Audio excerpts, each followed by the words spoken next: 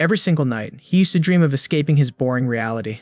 He wanted so much to get isekai'd into a fantasy world, and he was willing to search all corners of the world in order to find it. And then, one day, his prayer was answered. But this was not the dream he wanted. This was a nightmare. He was reborn as a barbarian named Kettle in a frozen hell called the White Wasteland, filled to the brim with all kinds of overpowered monsters. And for years, he's been trapped in this icy prison by a mysterious system, its message always the same, quest incomplete. Well, today is just a typical Tuesday in the White Wasteland. A girl with long white hair stomps down, crushing a giant scorpion monster. Another warrior grabs one of the scorpion's arms and completely rips it away with a loud roar. Then, our main character approaches calmly. In a flash of purple light, he effortlessly slashes the monster into pieces. He looks on at his screaming comrade, completely unimpressed, muttering, "Only barbarians would be proud of being so ignorant. He's clearly had enough of these brutes." The girl pops up and asks, "What's ignorant? Can you eat it?" Before he can even answer, the other two start chomping down on the foul, stringy green meat like it's a 5-star meal. What is wrong with these people? He's in total disbelief. Didn't I literally just tell you that thing would kill you if you ate it? It's been less than a week, and here you are again, he growls, looking like he's about to lose it. The girl and the bald dude give a proud thumbs up. It was a most noble challenge. Suddenly, the bald guy's face freezes. He starts convulsing and foaming at the mouth. He collapses, and a torrent of green bile erupts from his mouth. The girl can only scream in horror. She panics, slapping him over and over. Watching this whole disaster unfold, Kettle just looks away. Man, this really wasn't the life he wanted. He needs a break. Meanwhile, somewhere in the wasteland is a group of mercenaries. One is whining about the cold. Another one complains that crossing the wasteland is a suicide mission no matter the paycheck. The captain just shuts him down. "You all knew what you signed up for, didn't you?" "Yeah, but we didn't know it would be this bad," the merc shoots back, shivering. Inside the warm carriage, an old butler listens to their bickering, totally unimpressed. He clears his throat and turns to his passenger, asking, "Are you all right, my lady?" A beautiful woman with blue hair, Melina Akasha, just smiles back. "Yes, I am fine." Hearing more complaints from outside, the butler scoffs. How rude. But Melina is kinder. She says, "Don't be so harsh. They're the only ones who would take this job." She looks out with concern. "Shouldn't we let them inside? They look like they're freezing." "No," the butler says firmly. "My lady, you forget the legends of this place." Melina goes quiet. "The monsters, you mean?" The butler shakes his head. "Worse. Do you remember the story of the Emperor, the only person to ever return alive from this frozen hell?" He rambled like a madman about all the monsters he'd seen, from giant serpents to earthquake-causing bears. But his final, desperate warning was this: the true danger wasn't the monsters, it was the barbarians. The butler just dismisses it. It's only a legend, of course. Melina isn't so sure. Many of the monsters he described were later proven to be real. And yet, the butler laughs, no one has ever actually seen a barbarian. Melina has to admit he has a point. That is true. Suddenly, the mercenary captain yells out, "Everyone halt." "There's something out there," he says, his partner asking what he sees. They squint into the blizzard at a lone figure. "I can't make it out." The captain's eyes widen. "I've got good news and bad news," he says grimly. "Just spit it out," another merc yells. The captain replies, "The good news is, it's small. The bad news, it's heading right for us." Instantly, everyone is on high alert, staring into the storm with fear and confusion. The captain draws his sword, his face tense as the figure gets closer and closer. He can finally see it clearly. It's not a monster. Is that a person? The man keeps walking, his white hair blowing and his bare chest showing off a warrior's build. It's Kettle. He stops, and his glowing purple eyes stare them down. The mercenaries snap to attention, completely stunned as the man approaches. They can't believe it. A barbarian, just like the legends, and his eyes are glowing with menacing purple light. But dude just smiles, saying he got bored of his own people and went for a stroll. He flashes a charming smile and introduces himself. He is Kettle, the Ashen Barbarian. "Didn't expect to bump into anyone out here. I'm pleased to meet you." Kettle sizes them up, asking if they're merchants with hired muscle.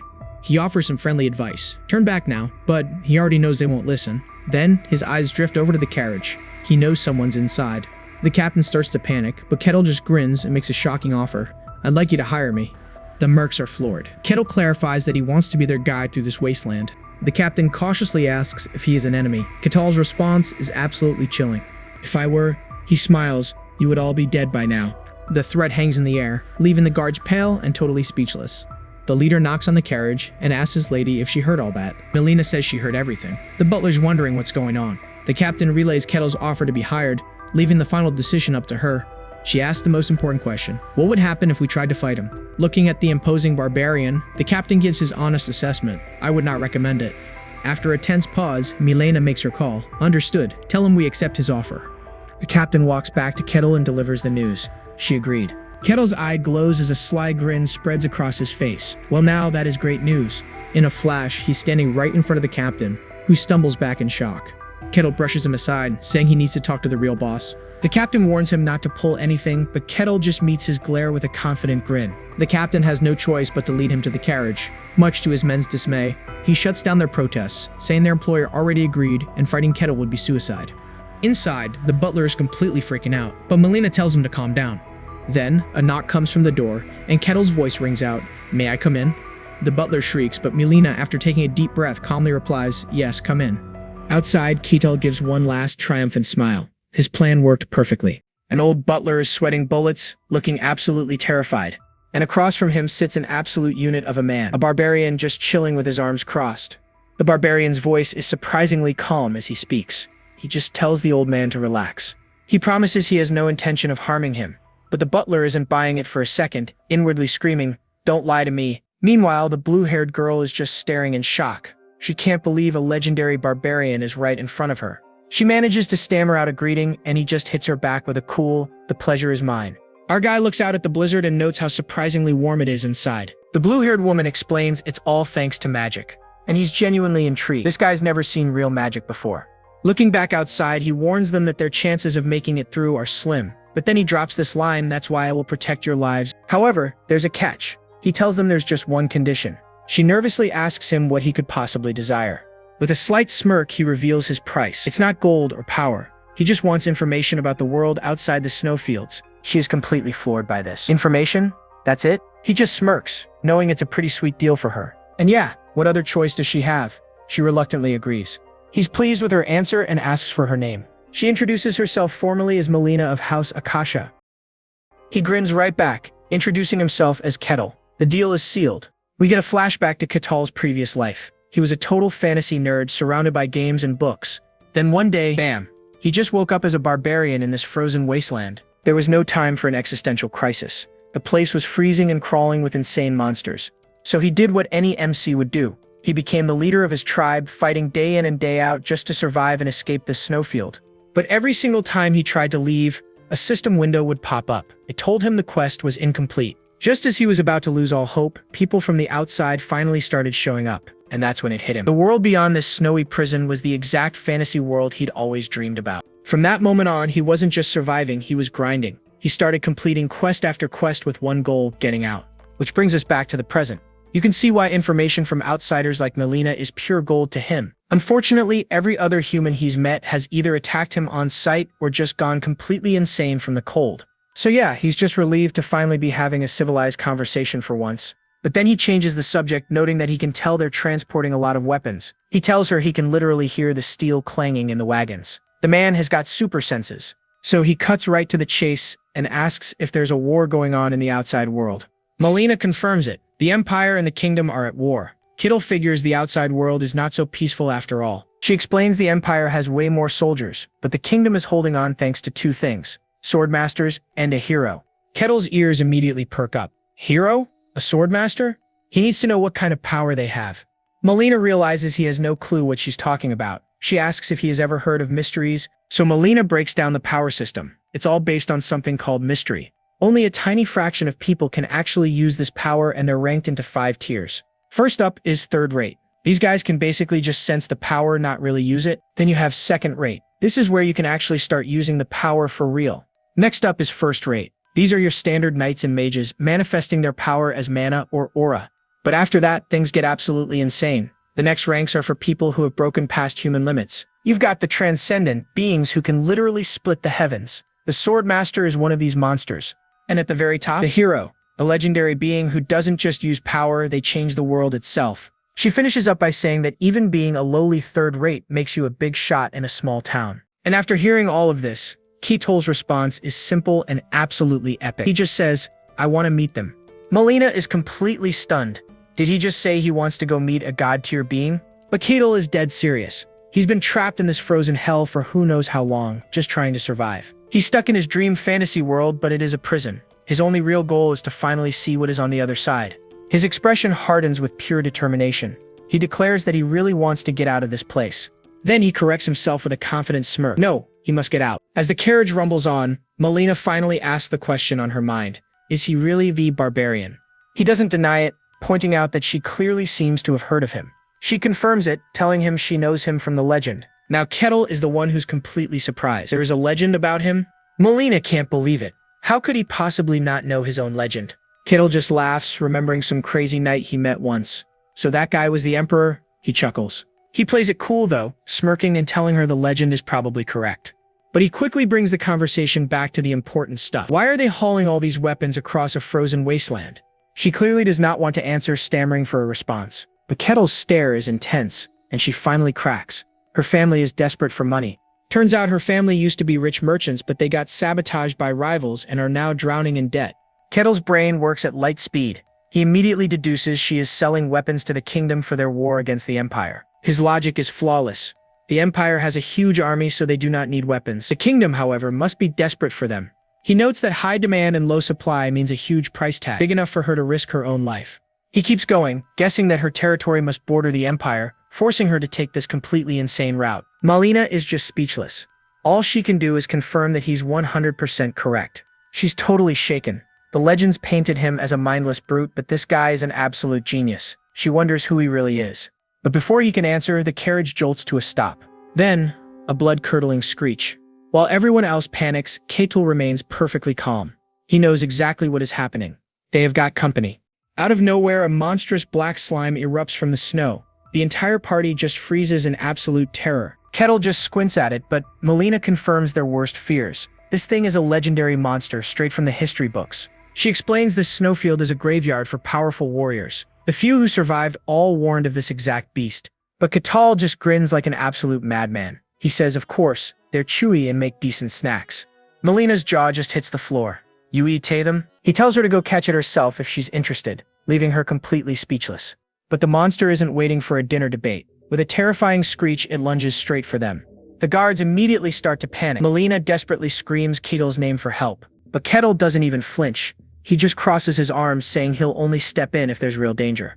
He tells a shocked Melina that her mercs can handle it. He wants to see what these outside world fighters are made of. The slime crashes down on them. The captain immediately shouts for a shield defense. A soldier gets his shield up just in time, bracing for the full force of the monster's charge.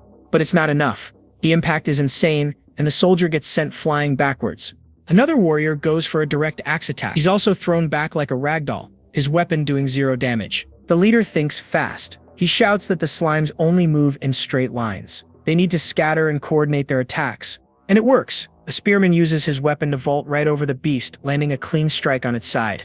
The monster shrieks in pain. The warrior sees his chance, channels energy into his spear, and lands an even bigger hit. With the slime staggering, the captain charges in with his own glowing sword. He yells for his men to press the attack. He shouts out its weak point, a hidden core. Powering up his blade, he unleashes a massive downward slash. It's a perfect hit. The attack shatters the red crystal core and the monster starts to dissolve. Victory! The mercenaries erupt in cheers. But check out Ketil. He just watches, completely unimpressed. The next challenge comes. Now it's a pack of giant wolves. One of the mercs gets cocky. He says maybe the rumors about this place were overblown. The captain immediately shuts him down. He warns the guy they are not even halfway there yet. Meanwhile, some of the mercs start whispering. They're getting suspicious of Ketil, calling him a freeloader and wanting to test him. One of the mercs breaks off from the group. He walks right up to Melina, saying they need to talk. He reminds her they are risking their lives for this job. She gratefully agrees, saying they were the only ones brave enough. But there's one big problem he cannot ignore. The so-called barbarian Ketil has not lifted a single finger to help. So he formally asks for permission to test Ketil's skills. He wants to see if he deserves his special treatment. Melina looks totally stunned as the mercenary captain explains the situation. He sighs, admitting he tried to stop his men, but they just would not listen. But Ketil just smirks, totally unfazed by the threat. So you want to test me? Fine by me. But not right now. The merc is completely caught off guard. Ketil just looks up past them, axe in hand. Looks like you'll have to get in line. We've got company. Suddenly, a chilling presence looms over them all. A deep voice echoes, the frail mortals have arrived. The voice continues its creepy monologue. Looks like I'll be enjoying a rare delicacy today. Then, a massive white serpent erupts from the snow. It roars at them. Bark for me, mortals. Struggle all you want. It will only make you taste better. Melina lets out a piercing scream. The guards are doing everything they can to withstand the monster's power. But a commanding voice cuts right through the chaos. Enough. It's Ketil, and he looks seriously ticked off. He declares they're his guests, ordering the attacker to stand down. You, why are you here? The snake hisses.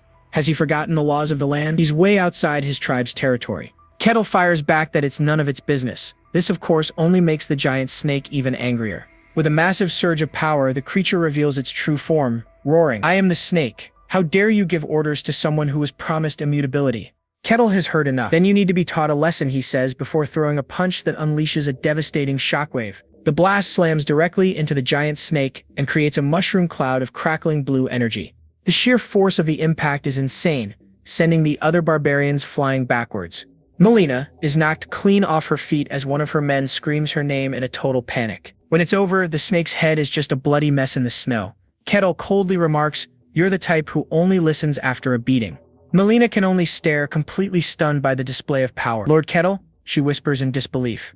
With his eyes now glowing a menacing purple, Kettle tells her he'll be right there after he finishes cleaning up the trash. He stomps the ground, shattering it with dark energy, then launches himself forward with blinding speed. Another massive explosion rocks the plains. A few minutes later, Myelena and the butler are shocked. The mercs are now begging Kettle for forgiveness. Inside the warm carriage, Kettle is surprisingly calm. He tells them he understands not trusting a total stranger. The journey continues, and somehow the butler has been kicked outside. Poor guy. Kettle turns to Myelena, his expression dead serious. "That said, there is something I am curious about." He asks why a noble lady like her would personally risk her life on such a dangerous trade mission. She hesitates for a moment, then admits she's the daughter of a concubine, basically the second wife of Lord Akasha. She explains that her mother was used in a political marriage and then totally abandoned, left with zero power. Clenching her fist, she confesses they're treated like servants. They're basically family in name only. "I volunteered for this trade mission," she declares, which clearly catches Kettle completely off guard. Her reason is simple but powerful, because someone has to set an example. A small smirk plays on Kettle's lips. He calls her intelligent, ambitious, and a greedy one. Melina is totally floored by his words, but before she can respond, a sudden jolt from the carriage interrupts her. A voice calls out that they've finally arrived. Stepping outside, her men just gasp in total awe. The endless blizzard has completely vanished, replaced by a vibrant, lush green valley stretching out before them.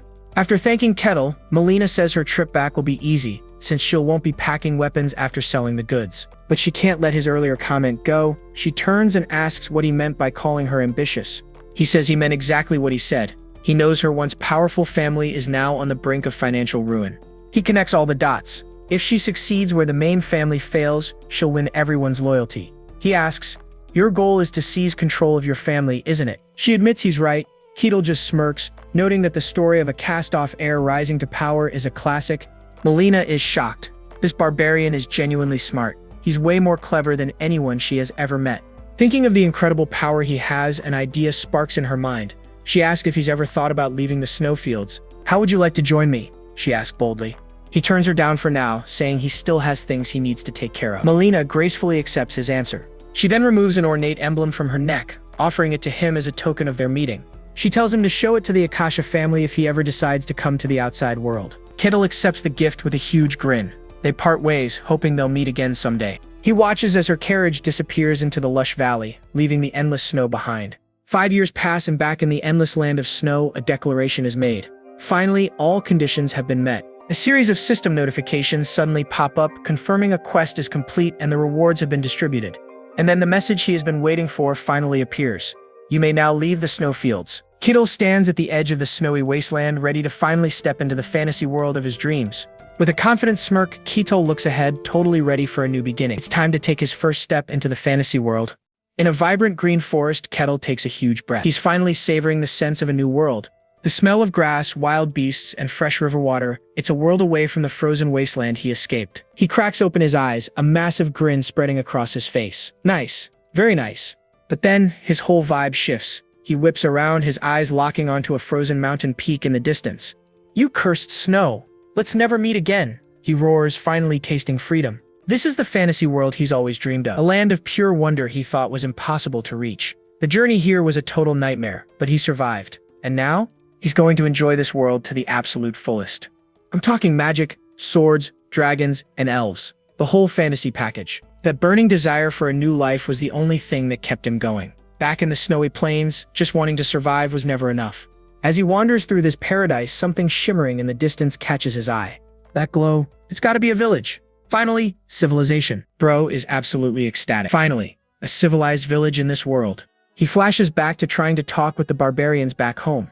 They just stared at him like he was speaking gibberish. Man, he misses actual conversation. He starts rehearsing his intro. Should he go with a simple hello or the classic isekai, what world is this? He decides to just play it cool and be a gentleman. With a plan in mind, he starts sprinting towards the lights. Meanwhile, in a peaceful clearing, an elderly elf addresses his people. Elf villagers, he declares. From now on, this will be our home. The entire crowd of elves erupts in cheers. They're overjoyed to finally have a new place to call their own. But one of the younger elves isn't so sure. He approaches the elder, looking worried. Elder, is this place really safe? The elder shoots him a confident look. It is. But the young elf isn't convinced. I know humans can't come here, however. The snowy plains are right there. It's way too close. What about the monsters that live there? The elder just scoffs. Not a problem. For thousands of years, nothing has ever crossed those plains. Besides, we put up a barrier just in case. He explains it's a powerful barrier, woven from ancient elven magic. It completely hides their presence and stops anyone from getting close. And even if something did get through, he adds, it wouldn't matter, because we have Her Majesty the Queen. He smiles, totally certain that no threat could ever possibly reach their village. He is about to be proven very, very wrong. Right on cue, Kettle walks forward and feels his hand pass through something strange. It felt like tearing a piece of fabric. He pauses, totally confused. Felt like something just tore. Did I touch something? He just shrugs it off and keeps moving. But then a sudden sound makes him freeze in his tracks. Peeking through the grass, he spots a small child with pointed ears. Wait, is that an elf? He absolutely can't believe his eyes. A real elf, one of the most iconic fantasy races ever. He never dreamed he'd meet one this fast. Talk about incredible luck. For the first time, he's truly glad to be alive. But the little elf child is completely lost and on the verge of tears. I'm scared. I think I wandered too far. Suddenly, she hears a voice right behind her. Her eyes go wide with pure shock. Kettle is looming over her, his massive frame casting a terrifying shadow. All he says is a friendly, hello? The poor girl is completely petrified by the sight of him, and then she just faints from the sheer terror. Kettle just stands there, holding the unconscious child. A single bead of sweat rolls down his face. What just happened? I didn't even get to say anything and she fainted, he thinks. Well, I guess I should probably take her back to the village. He's already picturing the scene. He returns the lost child, and the grateful elves welcome him as a hero. He smiles to himself, already looking forward to that warm welcome. Cradling the sleeping child in his arms, he confidently walks into the elven settlement. The welcome he gets is not what he expected. The elves start screaming in absolute terror. A human, and he is my child. Instantly, spears are pointed right at his face. They demand to know who he is and how he shattered their barrier. Yeah, this is not going as planned. The child's mother screams in pure horror, her face a mask of absolute fear. The elder is in total shock. Impossible. This land is untouched by humans. The barrier was perfect. How did he get in? He realizes the barrier is cracked and starts to panic. He screams for the queen, but she's out on patrol. Of course she is. Kettle tries to explain he's not an enemy, but they're not listening. An elf just screams, give back the child or we'll hunt you down. The elder's mind is racing. Their barrier was ancient magic. No simple trick could have broken it. He comes to the only logical conclusion. This was a prepared attack. The humans must have been tracking them for years. Kettle is just baffled. Do I really look like a kidnapper? He knows he needs to clear this up, and fast. Just then, the little girl in his arms starts to wake up from her stress nap. He gently places her on the ground. Go on, he says with a kind smile. Go back to your family. The child looks up at his kind face, and her brain immediately registers him as a terrifying, shadowy demon. So naturally, she lets out a blood-curdling scream and sprints back towards her parents. Kettle is completely crushed. Is my face really that scary? I thought I looked pretty good back on the plains. He turns back to the elves with his hands up. Look, I returned the child. As you can see, I'm not your enemy. But the elder isn't having it. The hostage is free. Everyone, attack. In perfect unison, the elven archers draw their bows, taking aim at our completely bewildered hero. Fire!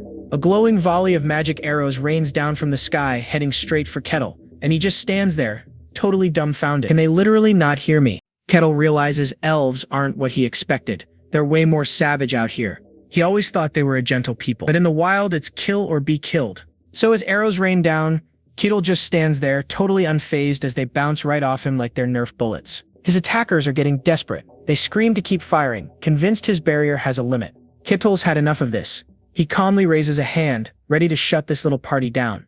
And in a single instant, he unleashes a massive shockwave. The blast absolutely obliterates the elves' position, tearing the forest apart. The elven archers get sent flying. One of them screams for a barrier, but it's way too late for that. Trees are ripped from the ground as the elves are tossed through the air, screaming in terror. This wave of destruction carves a huge path straight through the woods. When the dust finally settles, an old elf can only stare in total disbelief. What just happened? At the end of the trench he just made stands Kettle. He calmly tells them, "I am not your enemy." Then he gets a little awkward, admitting, "Whoops, I guess I used a little too much power." Suddenly, out of nowhere, a flaming phoenix arrow comes screaming right for his head. It connects and erupts in a massive explosion right where he was standing. The old elf and his companion are completely confused. Just then, an elegant elven woman lands gracefully on a nearby cliff. And it's none other than Helia Royce, the queen of the elves. She demands to know what's going on. The elder immediately shouts that a human attacked them. The queen's face goes cold. She realizes this place isn't safe for them either. But Catull just walks out of the smoke without a single scratch. "Hey wait, I'd appreciate it if you could listen to what I have to say." The queen and the elder are absolutely floored. How is he unharmed after a direct hit from Her Majesty? The queen glares down from her cliff. She thinks even a powerhouse like him is after her people. Her eyes fill with disgust. You can tell she truly despises humans. She introduces herself as Queen of the Leaf Clan and knocks another arrow. Aiming a fiery arrow right at him, she declares he will pay the price for his greed. Kettle is completely lost. Can't they understand me? But we're speaking the same language. Is she just ignoring me? Or could it be that the relationship between human and elves is just that poor? He sighs, realizing talk isn't working. He remembers a lesson: people listen once you land a hit. The queen lets her arrow fly and it crackles with brilliant blue energy. But this is no ordinary arrow. It transforms into a massive, roaring spectral beast. And Kettle's response? He just clenches his fist, gathering an insane amount of power. He throws a single punch and a devastating beam of pure force slams right into the magical beast. The elf queen can only stare, her face a mask of pure absolute shock. Kettle's attack completely overpowers hers. Whoops, looks like he did it again. The resulting explosion obliterates the spectral beast and slams right into the elf queen. She is slammed into the ground, defeated and surrounded by rubble.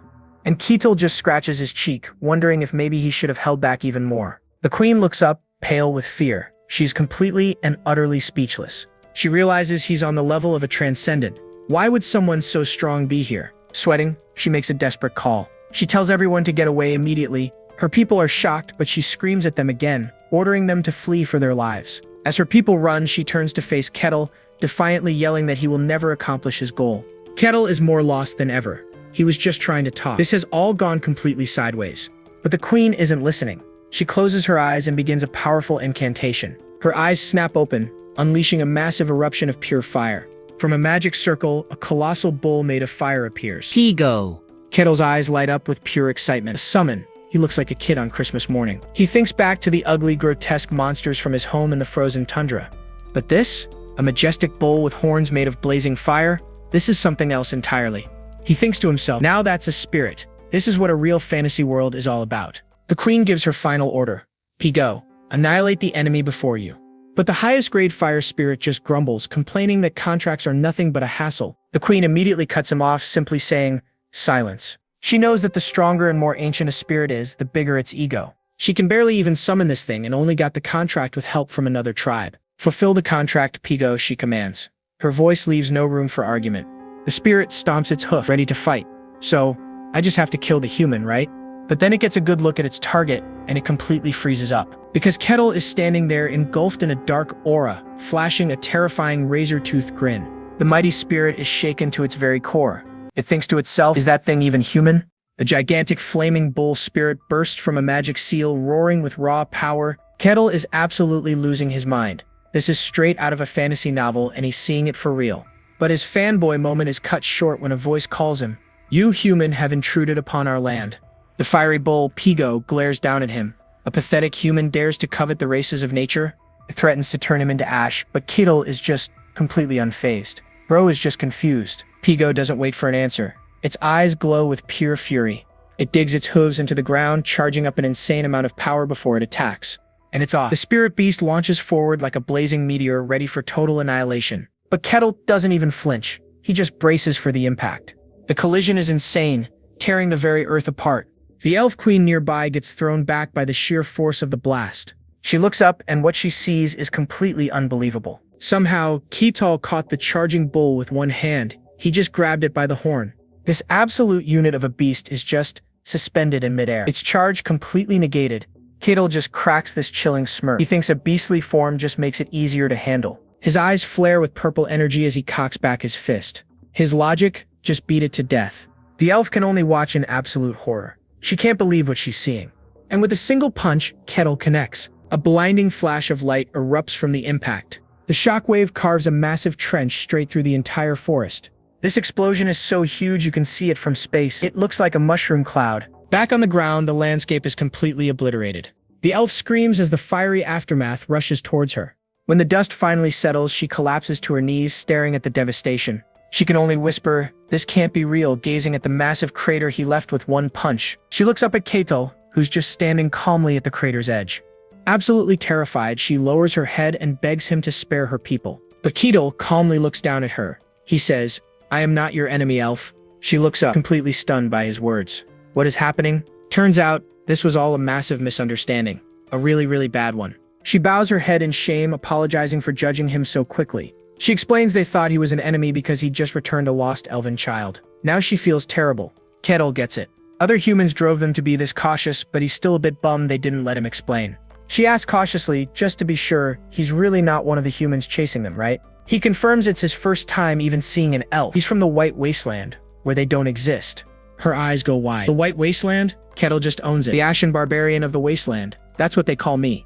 She's in total disbelief. She didn't even think humans could survive there. She asks if others could have come from the Wasteland too. Is there an army of Kettles out there? Kettle just crosses his arms. Who knows? But I seriously doubt it. He explains the Wasteland has strict rules that even giant, powerful serpents can't defy. But for some reason, a special hidden quest allowed him to bypass those rules. He's pretty sure that was a one-time thing though. A very rare exception. The elf breathes a sigh of relief. Then Kettle asks if the creature she summoned was okay. He starts sweating a little, remembering he, kind of punched that bull in half. She tells him not to worry. It was a spirit, not a summon. Forcibly unsummoning it just sends it back home. Feeling like she owes him big time, she offers to do whatever she can to help him. Now Kettle's interest is piqued. A spirit, huh? He immediately wonders if non-elves can make contracts with spirits too. The elf's face falls. She tells him that might not be possible. She clarifies that only humans with a deep connection to nature can do it, so for a guy like him, it's probably impossible. She trails off, but then she gets an idea. If you really want to contract a spirit, she says, go to Elfo Sagrado. Kettle repeats the name, intrigued. It's the holy land of all elves, where their god lives. If it's possible anywhere, it's there. Kettle is hyped, but he's gotta ask, would a human even be allowed in a holy elven land? Normally, no way, but with her introduction, it should be fine. She'll tell him the secret location. This place, Elfo Sagrado, is the dream destination for anyone who studies elves. She explains that letting a human near a place more precious than life is a huge risk. No elf would normally do this. But still, she wants to believe in him. She wants to trust him. Take this with you, she says, offering him the glowing red crystal. He gratefully accepts the gem, a sign of their new alliance. She warns him that even if he gets there, the elven god might still test him. But she has a feeling he'll pass. She wishes him luck, and Kettle thanks her. She finally introduces herself as Marsilia Hazian Carusia, the queen of the elves. That's right, the queen. He just gives a confident grin back. Kettle the barbarian. And without another word, Kettle stomps his foot, shattering the ground beneath him. He launches himself into the air like a rocket, leaving a trail of blue energy. His eyes are glowing as he rockets through the forest canopy. He's moving so fast he's just a blur, the trees streaking by in an instant. From above, he looks like a freaking comet, carving a path through the landscape with a massive shockwave. Meanwhile, at the border of the Varkan territory, a sudden powerful tremor rocks a fortress. The guards are panicking. They have no idea what's happening, only that something is coming fast. A massive object plummets from the sky, leaving a trail of smoke as it heads straight for them. With a heavy thud, a figure makes a superhero landing, kicking up a massive cloud of dust. The guards are completely frozen in terror. They know exactly who just dropped in on them. So Kettle just casually rocks up to the guards and says, "Hi, nice to meet you." The guards are floored. They're all thinking, the loud noise we heard just now, was it him? One guard squints, getting a better look. Okay, ash gray hair, big ol' scar on his chest. The gears are turning. And then it hits him like a ton of bricks. Wait a minute. Could this be the legendary Ashen Barbarian? Our boy takes one tiny step forward, and bam! The guards pull out their swords like their lives depend on it. He just throws his hands up. Oh, whoa, chill out, guys. I am friendly. I promise. The lead guard isn't buying it. He is still tense, demanding to know what this giant wants. The barbarian just points, not at them, but past them, right at the castle wall. He goes, "I would like to visit your territory." The guards just stare, completely baffled. Is this guy for real? Next thing you know, he is in an interrogation room. The guard's like, "So, you just want to pass through, right?" "If possible, I'd like to stay for a bit," he says. Then he drops his name, Kettle. Guard asks for ID. Kettle's response, don't have any. Of course he doesn't. But then a memory hits him. A flashback to Myelena giving him this fancy-looking crest. Back to reality, he slaps the crest on the table. Will this work? He asks. The guard is shocked. Kettle explains it is from House Akasha, a pretty big deal, apparently. And the guard knows the name. A powerful merchant family from another kingdom making moves. He is still skeptical though. It looks real, but verifying it from another kingdom is a pain. Finally, he agrees. But of course there's a catch. There is always a catch. They need Kettle to prove he is not a threat. The test? Team up with 3 other randos, form a party, and clear a dungeon to prove their worth. Kettle thinks this sounds ridiculously easy. Sure, why not? He says with a bright smile. Ah, but here's the fine print. After the dungeon, he has to report everything that went down. Kettle gets it immediately. It is a clever plan to make all the new guys spy on each other. Smart. The guard is a little flustered that he figured it out so fast. Are you really a barbarian? Kettle proudly confirms it. I am. The guard is floored. He thought barbarians were just dumb brutes. He wraps things up real quick after that. Meanwhile, in the waiting room we meet our next winner. Alessandro Tyrannus, a so-called paladin, entering a dungeon with a rat that goes after people's pouches. This is so tragic, he mutters. A thief named Casson Hark hears him and immediately starts roasting him. You picking a fight, old man? You mad cause a thief ripped you off? Tyrannus explodes, calling him a bastard. Casson just laughs, pointing out how ragged his armor is. Was he even a real paladin? He even calls Tyrannus a bottom feeder, just like him. Oh, the paladin is fuming now. But the last straw is when Casson makes fun of his name. That is it. Sword is out. Casson grins, totally ready for this. He pulls out a dagger dripping with poison. You think your tin can armor can protect you from this? He challenges. Their blades clash, but a third person steps in to break it up. A nun, of all people. Could you please stop? Meet Hayes, the cleric. She's already wondering how she's supposed to clear a dungeon with these 2 clowns. She knows they're waiting on one more person, and she is already dreading who it could be. Just then, the door opens. The guard announces their final party member has arrived, and in walks a massive shadow of a man with glowing purple eyes. Talk about an entrance. The whole room freezes. They're just staring, completely stunned by the size of this absolute unit. And then Kettle breaks the silence with a giant friendly smile. Hey, are you guys my new party? They are terrified.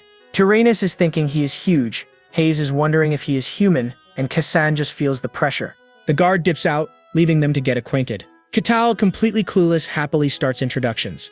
Hi, I'm Kettle, I'm a barbarian. He looks at Cassan, who is sweating buckets as he stammers out that he is a thief. Next up is our armored buddy, puffing out his chest. I am a paladin, Alessandro Tyrannus. Kettle immediately latches onto that. Oh, a paladin? So you use holy power? Tyrannus starts sweating. Well, normally yes, but I am a special kind of paladin, so I can't use it. The nun steps up, looking a bit nervous. I am Hayes, a cleric of Colossia. Kettle's face gets serious. A cleric? And they're still questioning your identity? She gets all flustered. Well, my god is the god of lies and deceit, so yeah, he is not super popular. Kettle just says, I see, and the room goes dead silent. A paladin with no holy power and a cleric of lies? What a team. Thankfully, the guard saves them from the awkwardness. Everyone ready? Let's go. They all exchange looks and nobody seems happy about this at all. Hayes and Cassan look especially miserable. They are definitely wondering what they did to deserve this. After a short walk, their hooded guide stops. We are here. Kettle looks up, and he seems a little surprised by the view.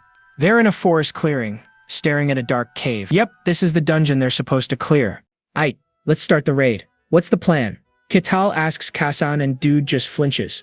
He stammers and calls the barbarian, Sir. Kettle just laughs it off. He tells Cassan to chill with the formalities since they're a team now. Totally embarrassed, Cassan tries to play it cool and starts laying out the strategy. His plan is classic RPG 101. The warriors are on the front line, thief checks for traps, and the cleric supports from the back. Solid, right? Kettle's totally on board with it, but Cassan looks like he's already regretting this whole adventure. With the quote-unquote plan set, Kettle takes the lead and gets ready to charge in. The team ventures into this dark, icy cave. And of course, Hayes is already spooked, whispering about how dark it is. Meanwhile, Cassan's spidey senses are tingling. He thinks the lack of traps is way too suspicious. And bam! He spots something. He throws a hand out to stop Kettle, warning him there are monsters ahead. Kettle looks down and sees bone fragments everywhere. Yep, it's a skeleton party, and they're about to get up and attack. Cassan immediately realizes this is a setup. This wasn't a test, my friends. It was an ambush meant to get rid of them. Kettle is super curious. Skeletons, you say? Cassan explains that skeletons are no joke. Apparently, they're like the Terminator, they just keep coming even if you chop off their limbs. Plus, their bones give them a massive defense buff. The difficulty of this dungeon just spiked through the roof. So Kazan snaps into leader mode, telling the cleric to get her buffs ready to go. He tells the warrior to tank up and for Ketal to get ready for a fight. Ketal just says, got it, thinking Kazan is some kind of tactical genius. The irony is just beautiful. Alright, it's showtime. Ketal steps forward. That one step is all it takes. His skeleton starts to wake up. Ketal's face is pure amazement as the skeleton clatters to life. The rest of the team are in a panic and getting ready to fight. The skeleton warrior charges right at Ketal, swinging a sword that's bigger than my student debt. But Ketal just slaps it and bam. One punch is all it takes to absolutely shatter it. Oopsie. The skeleton is now a glittering pile of bone dust. And the rest of the party? Their jaws are on the floor. Just pure, unadulterated shock. Ketal just smirks and says, huh, so taking the head off really does work. No kidding, Sherlock. Kazan looks completely defeated. That's not what I meant at all. See, what Ketal just did should be impossible. These skeletons are buffed with dungeon mana, making their bones super hard. Normally you would have to chop at their neck like a lumberjack. One-shotting a skeleton is literally impossible. Kazan is just stunned. He knew the guy was strong, but this is a whole other level of overpowered. Now the entire team is shaking in their boots, wondering if this absolute monster is even human. Meanwhile, Ketal just cracks his knuckles and grins. Alright, let's keep this party going. The others immediately snap to attention and scramble to follow him. He tells them there is no need to rush, but his terrified teammates just salute and scream, yes sir. Yeah, their inner monologue is pretty simple. They just really don't want to die here. A short while later, Ketal stops dead in his tracks with a puzzled look on his face. His foot bumped into something. The entire party just freezes, staring down at this new, terrifying skull on the ground. And just like that, another skeleton clatters to life. The team looks on in pure horror. Yep, round 2 is officially starting. But Ketal turns to them and calmly asks for a favor. In the middle of an undead ambush, he wants to fight them all by himself. Apparently, our boy wants to test out something. They just quickly agree. Smart move, folks. Ketal thanks them, and his eyes start glowing with this intense purple light. This is about to get good. He casually strolls up to the skeleton while the party watches from a safe distance, wondering what this dude was up to. He gets right up in its face, checking it out like a science project. He is genuinely curious how it is put together. The skeleton is not having it and takes a swing, but Ketal just stops it mid-swing, with 2 fingers. He breaks the blade in half and looks at the skeleton, basically asking, what now? A broken blade won't stop old Skelly here, so it lunges and takes another swing. But instead of dodging, Ketal just grabs the skeleton by the wrist. He flashes this brilliant smile and says, then how about this? Oh, he is enjoying this way too much. And crunch, he completely breaks the skeleton's hand and it falls to the ground. He watches it, completely intrigued. The poor skeleton just stares at its broken hand, totally confused. You can see the question marks above its head, but confusion quickly turns to rage. It lets out a battle cry and swings its massive sword with its other hand. It even does a fancy weapon toss, catching it in its good hand to keep fighting. That's some serious skill for a pile of bones. Ketal is actually impressed. He's like, oh, so you know how to switch hands? The skeleton charges, but its attack is stopped dead. Ketal just casually catches its wrist. With basically zero effort, he breaks off the other hand and the skeleton is sent staggering back. But wait, it's not done yet. The skeleton lunges again, this time using its arm as a sword. Ketal is amazed. It can substitute parts of itself as weapons. Its intelligence is quite high. This brutal display is a little too much for the party, who look like they're about to lose their lunches. They can only watch and tremble in silence. This guy is a true barbarian. And man, do we feel sorry for that poor skeleton. With a menacing crack, our glowing-eyed barbarian puts the poor skeleton in his place. Its skull rattles to the ground and, get this, it starts rolling around. Our MC is amazed, so it can move with only its head. Amusing, he mutters. And crunch, he stomps on the poor thing. Then his entire vibe suddenly shifts from psycho killer to friendly neighbor. He apologizes for the delay. Kazan, who's still about to wet his pants, frantically insists it is no problem at all. Thanks, I guess, Kazan replies. Then he turns to leave. All right then, time to go. The rest of the party nervously agrees, like they have a choice. A while later, the group comes to a halt at the base of a huge staircase. They finally reach the 2nd floor. Great, more stairs. The atmosphere is tense and the whole party looks exhausted from the climb. Kazan cautiously suggests they take a little break, and to his absolute relief, Ketal actually agrees.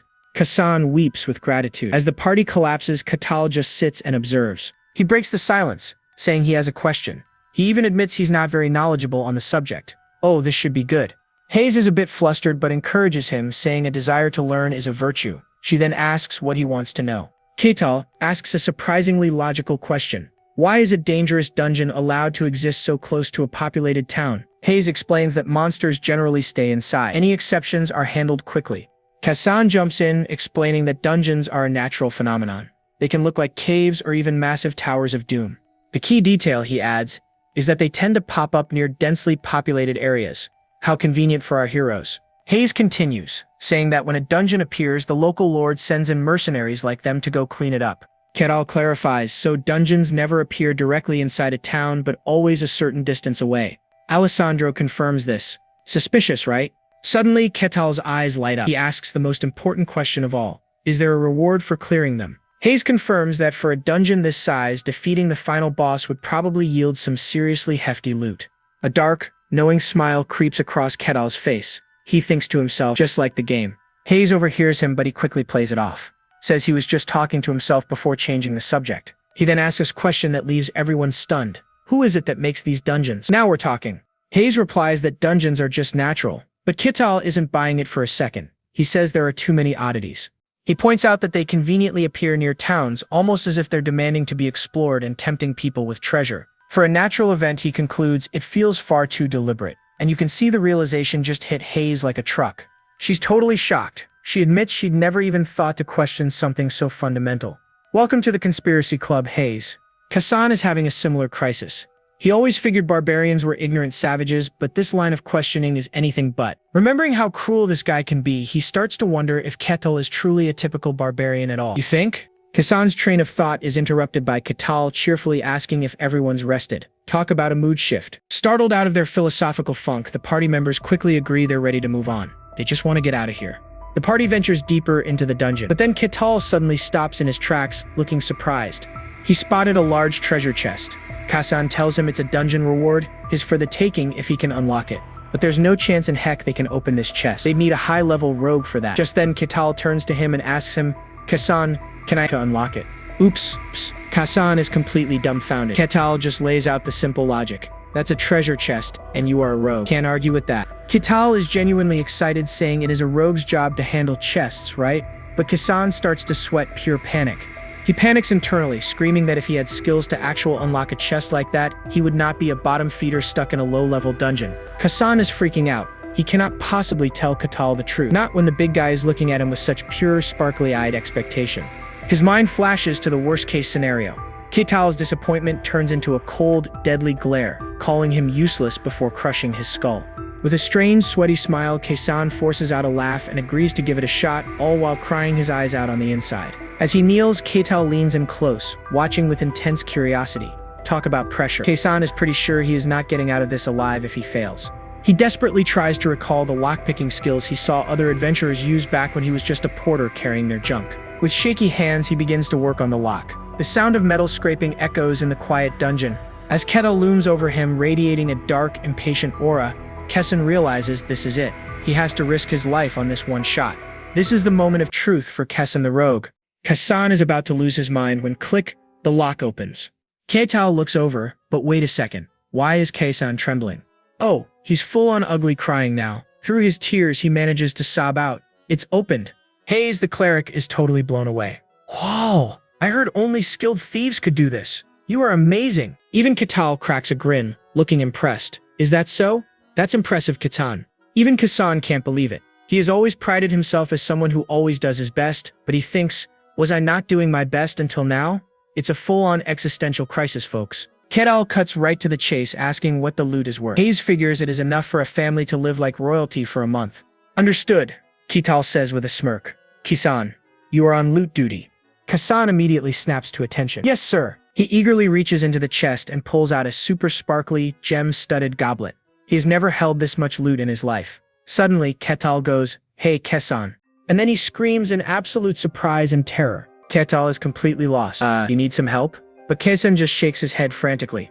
Does something hurt? Ketal asks. Kassan panics and yells, No, I did not do anything. Yeah, the rest of the party has absolutely no idea what is going on. After that little bit of weirdness, the party continues deeper into the cave. Suddenly, Kassan calls out, Wait, please stop. It is skeletons. Ketal sizes up the situation. Looks like 4 skeletons. I will handle 3 of them. The whole party flinches. Did he really just say that? You guys handle the last one, he says, looking all fired up. Kassan clutches his bag of loot, realizing this is a real fight. Alessandro just nods grimly. Understood. The moment Ketal takes a step forward, the pile of bones on the ground starts to stir. With a ton of rattling sounds, the skeletons begin to assemble themselves. Kasan watches, completely horrified. Man, watching bones put themselves back together is always creepy. The 4 skeletons rise, eyes glowing with an eerie blue light, and let out a collective silent scream. Ketal gives the order. Everyone, let the battle begin. Kasan is the first one to move, rushing toward the skeletons, his blade flashing. The first skeleton is taken by surprise, but just as Kasan is about to strike, Ketal intercepts them. He's holding 3 of the skeletons in a tight bear hug. You are spectating a rare spectacle. Do not interrupt. I will handle you 3. The 4th skeleton, now all alone, swings its sword down. But Alessandro is ready for it, blocking the blow with a deafening clang of his shield. Kasan flies into action. He leaps over it, daggers drawn and ready to strike. Meanwhile, Hayes' eyes glow as she casts a spell, Shadow of Confusion. Alessandro takes the opening, swinging his glowing sword in a massive overhead cleave. The skeleton collapses to the ground. But hold up, they weren't able to break its core. The skeleton just reattaches its parts and attacks again. Ketal watches all this with a pleased smile. It is really impressive to see a party's core skills in action firsthand. Quite rare, he adds, before crushing the 3 skeletons he is holding with his bare hands. Boom! Well then, he says as the bones dissolve, with the obstacles cleared, let us enjoy the show. As the 3 party members prepare for the second round, they're all thinking the same thing. Somehow, this barbarian is testing us. Man, do they all look fired up. The poor skeleton blinks in confusion. It knows it's toast. Hayes' eyes burn with intensity. If you show weakness, you will die. Fired up, Alessandro charges forward with a ferocious expression, overwhelming the final enemy. A flurry of red slashes fills the screen as the whole team goes all out. Finally, the skull clatters to the ground. With the fight finally over, the party collapses, panting from exhaustion. Ketal watches his exhausted party with a thoughtful expression. Those adventurers he met at the white snowfield must have been strong after all. This party could barely even clear 1 skeleton. So off they go to the next floor. There were more monsters, but with Ketal at the front, it was hardly a problem. Until finally, they get to the final floor. At the far end of a huge hall, a figure in ominous black armor sits silently on a stone throne. It is a skeleton knight. The realization hits Hayes like a ton of bricks, and she starts trembling in fear. Ketal calmly turns to his party. Is this skeleton different from the others we have faced? The reply is grim. Yes, it is strong, quite strong. It can expertly wield a sword and shield and is a knight-level fighter. They have no chance of winning. Hayes is terrified, thinking they cannot possibly handle this monster. Ketal asks, what happens if we cannot clear this and decide to retreat? Hayes explains that if they bail, they need confirmation from the territory. If it is deemed a reasonable retreat, it is no problem. A slight smirk appears on his face as he looks at his tense comrades. That is reasonable, he says, agreeing with them. Meanwhile, the skeleton knight remains on its throne, its entire body pulsing with some seriously bad vibes. Alright, deep in the dungeon, we've got the final boss. A skeleton knight glowing with a menacing purple aura. It stands its ground, ready to throw down with our hero, Ketal. And Ketal just smirks. A skeleton that can hold its own form? Fascinating. My guy is easily amused. The skeleton knight doesn't care. It raises its massive sword, preparing to turn him into paste. Before anyone can even blink, the knight leaps into the air and bam! It unleashes a devastating energy wave. Hayes throws up a golden barrier. She's trying her best, but you can tell it's not enough. And it shatters. But it's Alessandro to the rescue. He uses his shield to block the party. The whole group is sent tumbling. They are completely and utterly outclassed here. Ketal seems surprised for a split second. Even the party's tank Alessandro can't believe the insane power behind that single blow. Realizing its opponents are basically ants, the knight lunges forward to finish the job. But this time, Ketal is ready for it. No more standing around looking impressed. He meets the attack with a single devastating punch that sends a shockwave through the dungeon. The knight is sent flying backward and is completely deleted from existence. His party members can only stare. Their jaws are on the floor and their brains have officially short-circuited. Ketal just casually dusts off the dirt from his hands. Is that all? After that one-punch demolition, the party finds the real prize. A big old glimmering treasure chest. Ketal turns to Kasan and asks him to unlock it. Kasan panics immediately. No way. The lock is way too high level for his current skills. As Kasan explains that they'll have to leave the loot behind, Ketal just winds up and punches the chest. The chest bursts open, leaving Kasan and the rest of the party completely speechless. Again, Ketal just grins, saying this way is much better, and tells a dumbfounded Kasan to handle the loot.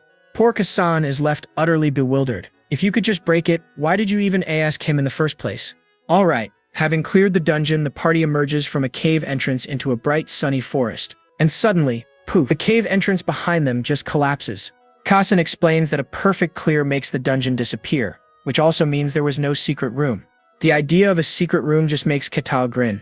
That sounds fun too. This guy just wants more things to punch. Back at the city gate, the guard is shocked to see them return so quickly. He was expecting them to be paced. He nervously asks how the dungeon was. Ketal gives him a beaming thumbs up and says it was satisfying. The guard begins the official entry procedure, which involves interviewing each member of the party separately. He asks Hayes if the barbarian should be allowed to stay. After a moment, she hesitantly agrees. See, the guard's real job is to weed out dangerous elements, but both Kasan and Alessandro vouch for Ketal. They confirm that despite his monstrous strength, he didn't harm the party. The guard realizes he's not a typical barbarian. When it's Ketal's turn, he has nothing but praise for his teammates, calling them all excellent and reliable. This is highly unusual for the guard. Forcing strangers to party up almost never ends on good terms like this. Convinced, the guard grants them entry into the city, but he warns Ketal to stay out of trouble. He hands over the dungeon reward, a heavy bag of gold. Usually the guards confiscate the loot, but this time the guard decides to give it to them. Ketal happily takes the bag and declares they'll split it fairly 4 ways. The others immediately try to refuse. They know they did basically nothing, but Ketal insists the reward must be shared. With that settled, he cheerfully suggests they all go for a celebratory drink. The trio can only force some very awkward smiles and agree to go along with it. The moment he's out of earshot, they're practically in tears, begging to be released from this terrifying ordeal. Watching them go, the guard reflects on what he just saw. A barbarian who can fell a skeleton knight in one single hit. He's monstrously strong. We're talking at least knight level, or maybe even higher. This wasn't just any barbarian. He's the barbarian of legend, an alien existence in this world. Having made up his mind, the guard decides this is way above his pay grade. He has to report this to his lord. Later that night, at a grand estate, a powerful figure is writing a report by candlelight. There's a sudden knock on the door. A voice from a throne bids the person to enter. Inside a lavish hall, the guard from the city gate approaches the throne. With a sharp click of his heels, he addresses the man, "My lord." The man, Luke Barkin, lord of this domain, looks up from his work. "What is it?" he asks, his expression impossible to read. The first captain of the guard stands at attention, getting straight to the point. "A barbarian has appeared in the domain." Lord Barkin's voice booms, "So did you grant him permission?" The guard captain is sweating buckets, trying to explain himself. "I judged that it wouldn't be a major issue." Lord Luke Barkin, looking like he is about to fire someone, is not buying it. "Then what is the problem?" he snaps. The captain finally cracks. He is strong, he admits. "Like might overthrow your kingdom strong." Now Barkin is interested. He leans forward, all ears. "How strong are we talking?" The answer is absolutely insane. Apparently, this mystery man one-shotted a skeleton knight. Just poof. Gone. Barkin is floored. You see, a skeleton knight is a big deal. It usually takes a whole team of pros to even scratch one, and this guy did it in one hit. But then he remembers the guy is a barbarian and scoffs. Clearly, he thinks barbarians are just big, dumb walking muscles. So he grills the captain. "Are you telling me this brute is a first-rate warrior?" The captain basically says, "Yep, probably." He even admits the guy could be a tier above that. The sweat is practically a waterfall now. And this, folks, is what we call a political nightmare. An unknown, super-powered warrior roaming your turf? Big yikes for any ruler. Barkin decides to rip the band-aid off. "Bring him to me." The captain just about has a heart attack. "Are you sure about that, boss?" But the lord has got a point. Leaving a walking nuke unchecked is a bad idea. He needs to size this guy up personally. The captain warns him it is risky, but Barkin just smirks and gestures behind his throne. "Do not worry, I've got backup." Barkin turns to his shadow knight. "So what do you think?" The knight clenches his fist, dripping with arrogance. He is just a barbarian, he scoffs. An ignorant brute with a bit of luck. He then flexes that he was trained by the great swordmasters himself, so obviously this barbarian is nothing more than a bug to be squashed. That is all Barkin needs to hear. He gives the final order, "Bring me the barbarian. I will handle this." Meanwhile, the ignorant brutes in question, Ketal is absolutely destroying an all-you-can-eat buffet. His new party members can only stare in silent, traumatized horror. Their faces are a perfect meme. Ketal, completely oblivious, slams his mug down. "This food is great, my treat, guys. Dig in." They respond with the most forced, pained laughter you have ever heard. Ketal then puts Alessandro on the spot. "You are a holy knight, huh? So where was all that holy power back in the dungeon?" Ouch. Alessandro starts sweating again, explaining that he was in training so his holy power hasn't awakened yet. Ketal just bluntly calls it a shame. Zero social skills, this guy. Next target, Hayes. "You worship Colossia, right? Is there a temple around here?" Hayes awkwardly explains that her goddess is the deity of lies and deceit. So, yeah, not a lot of fan clubs or mega churches. She quickly changes the subject to the million-dollar question. "So, just how ridiculously strong are you?" The other two snap to attention, curious. Ketal just stares back, a chicken bone hanging out of his mouth, completely clueless. He basically says, I do not know, I just got here. Then he asks them, how strong is a skeleton knight anyway? The man has no frame of reference. Hayes gives him the rundown. A second-rate warrior can barely fight one. A first-rate warrior could probably win like he did. Ketal just goes, huh, so that's considered second-rate. Suddenly, a trembling voice calls out, excuse me. It's the shop owner, and he is terrified, stammering that they are closing. He probably wants this monster out of his tavern. Our boy cheerfully agrees to leave and asks if anyone wants to hang out later. Oh, you sweet, simple man. In perfect synchronized terror, the other three basically scream that they have to go wash their hair for the next 10 years. Ketal gives a friendly wave. See you next time. Meanwhile, they are all thinking, let us never ever see you again. And I do not blame them. Finally, free of his terrified friends, Ketal finds a room and collapses onto a bed. For him, this is pure luxury. He feels very lucky he could afford a room with his dungeon loot. After living in the snow, a lumpy mattress is basically a 5-star resort.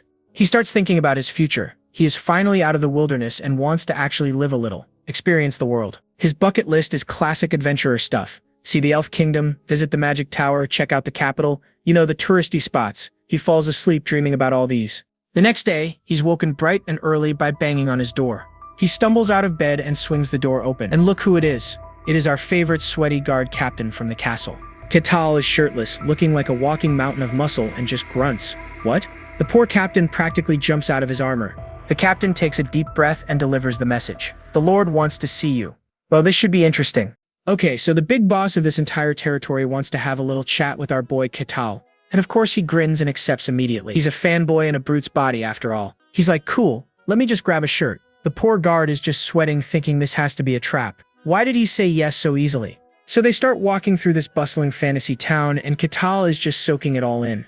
He only saw it at night before, but the daytime graphics are apparently pretty impressive. He hits the poor, flustered guard with a cheesy grin and a big thumbs up. He's all like, if this is a lucky fantasy, sign me up. The guard looks like he wants to just disappear. Not much time left on his shift. He'll just try not to make eye contact with the barbarian as much as he can.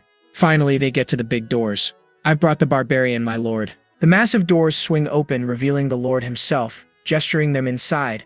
Ketal steps onto this ridiculously long, fancy red carpet. Talk about a VIP entrance. The Lord extends a hand, introducing himself as Luke Barkin, the ruler of this land. And get this, Ketal actually shakes his hand and gives a slight bow. Even introduces himself properly. Lord Barkin's brain just short circuits. A barbarian bowing? It does not compute. Barbarians never bow their heads. It's a sign of weakness. He was expecting some savage, not this polite dude. Barkin tries to play it cool. Well, look at you learning some manners. Then he gestures for Ketal to have a seat. Ketal takes a look around the super lavish room, geeking out over the classic medieval castle aesthetic, but then his eyes lock onto something. Uh-oh. It's a knight in full-on shining armor just standing there.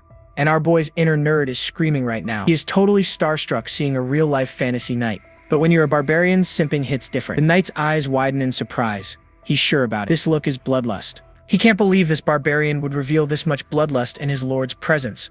Oh, if he only knew the truth. The knight is absolutely furious. He thinks this guy is dead, and his hand immediately goes for his sword. But before things get messy, Lord Barkin cuts in, saying he just has a few questions. Ketal is sipping tea like it's nothing. As you wish.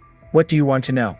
The Lord's first question is a big one. Where did you come from? Ketal gives a little smile and answers all cryptically. I come from the coldest place, a world covered in white. And bam! Both the Lord and his knight look completely shocked. He's talking about the legendary white snowfield. Yep, this confirms it. Barkin is sitting across from the barbarian of legend.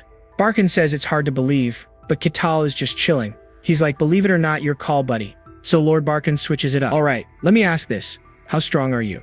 But what he is really asking is, are you going to be a problem for me? Ketal points out that's the wrong question. He has zero context for the power levels in this new world. The Lord and his knight exchange a look. Ah, I see a plan forming here. So Barkin proposes a classic test of strength. Friendly spar with his knight for a nice reward. You could literally see Ketal's ears perk up at that. The Lord has to add, not to the death, okay? Let's keep it clean. Ketal just grins. Sounds good to me. The Lord seems a little surprised he agreed so fast, but Ketal is totally psyched. He gets to fight a real fantasy knight with aura powers. This is better than any video game. Lord Barkin clenches his fist, thinking, yep, a barbarian is a barbarian. All they care about is a good fight. Oh, you're a poor, misunderstood MC. And just like that, we cut to a massive arena. Lord Barkin is watching from his private box seats. Down below, Ketal and the knight are facing off, ready to go. The knight looks super serious, while Ketal looks like a kid on Christmas morning. From his throne, the Lord gives the signal. Let's begin, and try not to kill each other, please.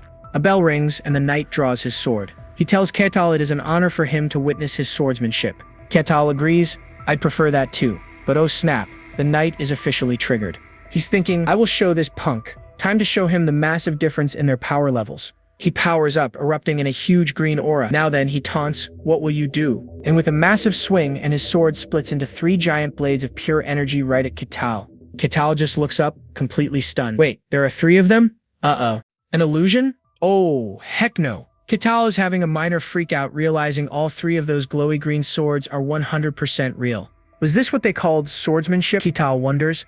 The knight gets a little cocky, taunting Ketal. Is dodging all you can do? How cute. He admits it's impressive, but he's getting bored. Time to wrap this up. But right before the final blow, bam, Ketal just raises his hand and flicks a finger at the sword, shattering it instantly. The knight's brain completely short-circuits. Huh? What was that? Did he just break my sword? In a flash, Ketal closes the distance and grabs the knight straight by his chest plate and crumples it like paper. And with a mighty yeet, he hurls the fully armored knight clear across the hall like a tin can.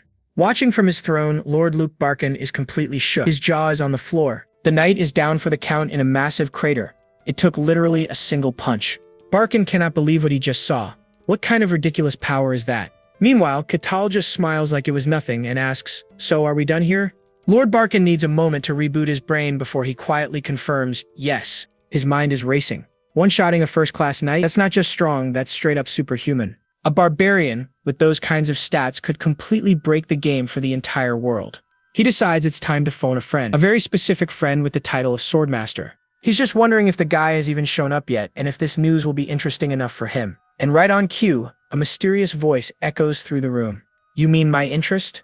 A window just breezes open, and standing right there is some old man in a green robe. Very dramatic entrance.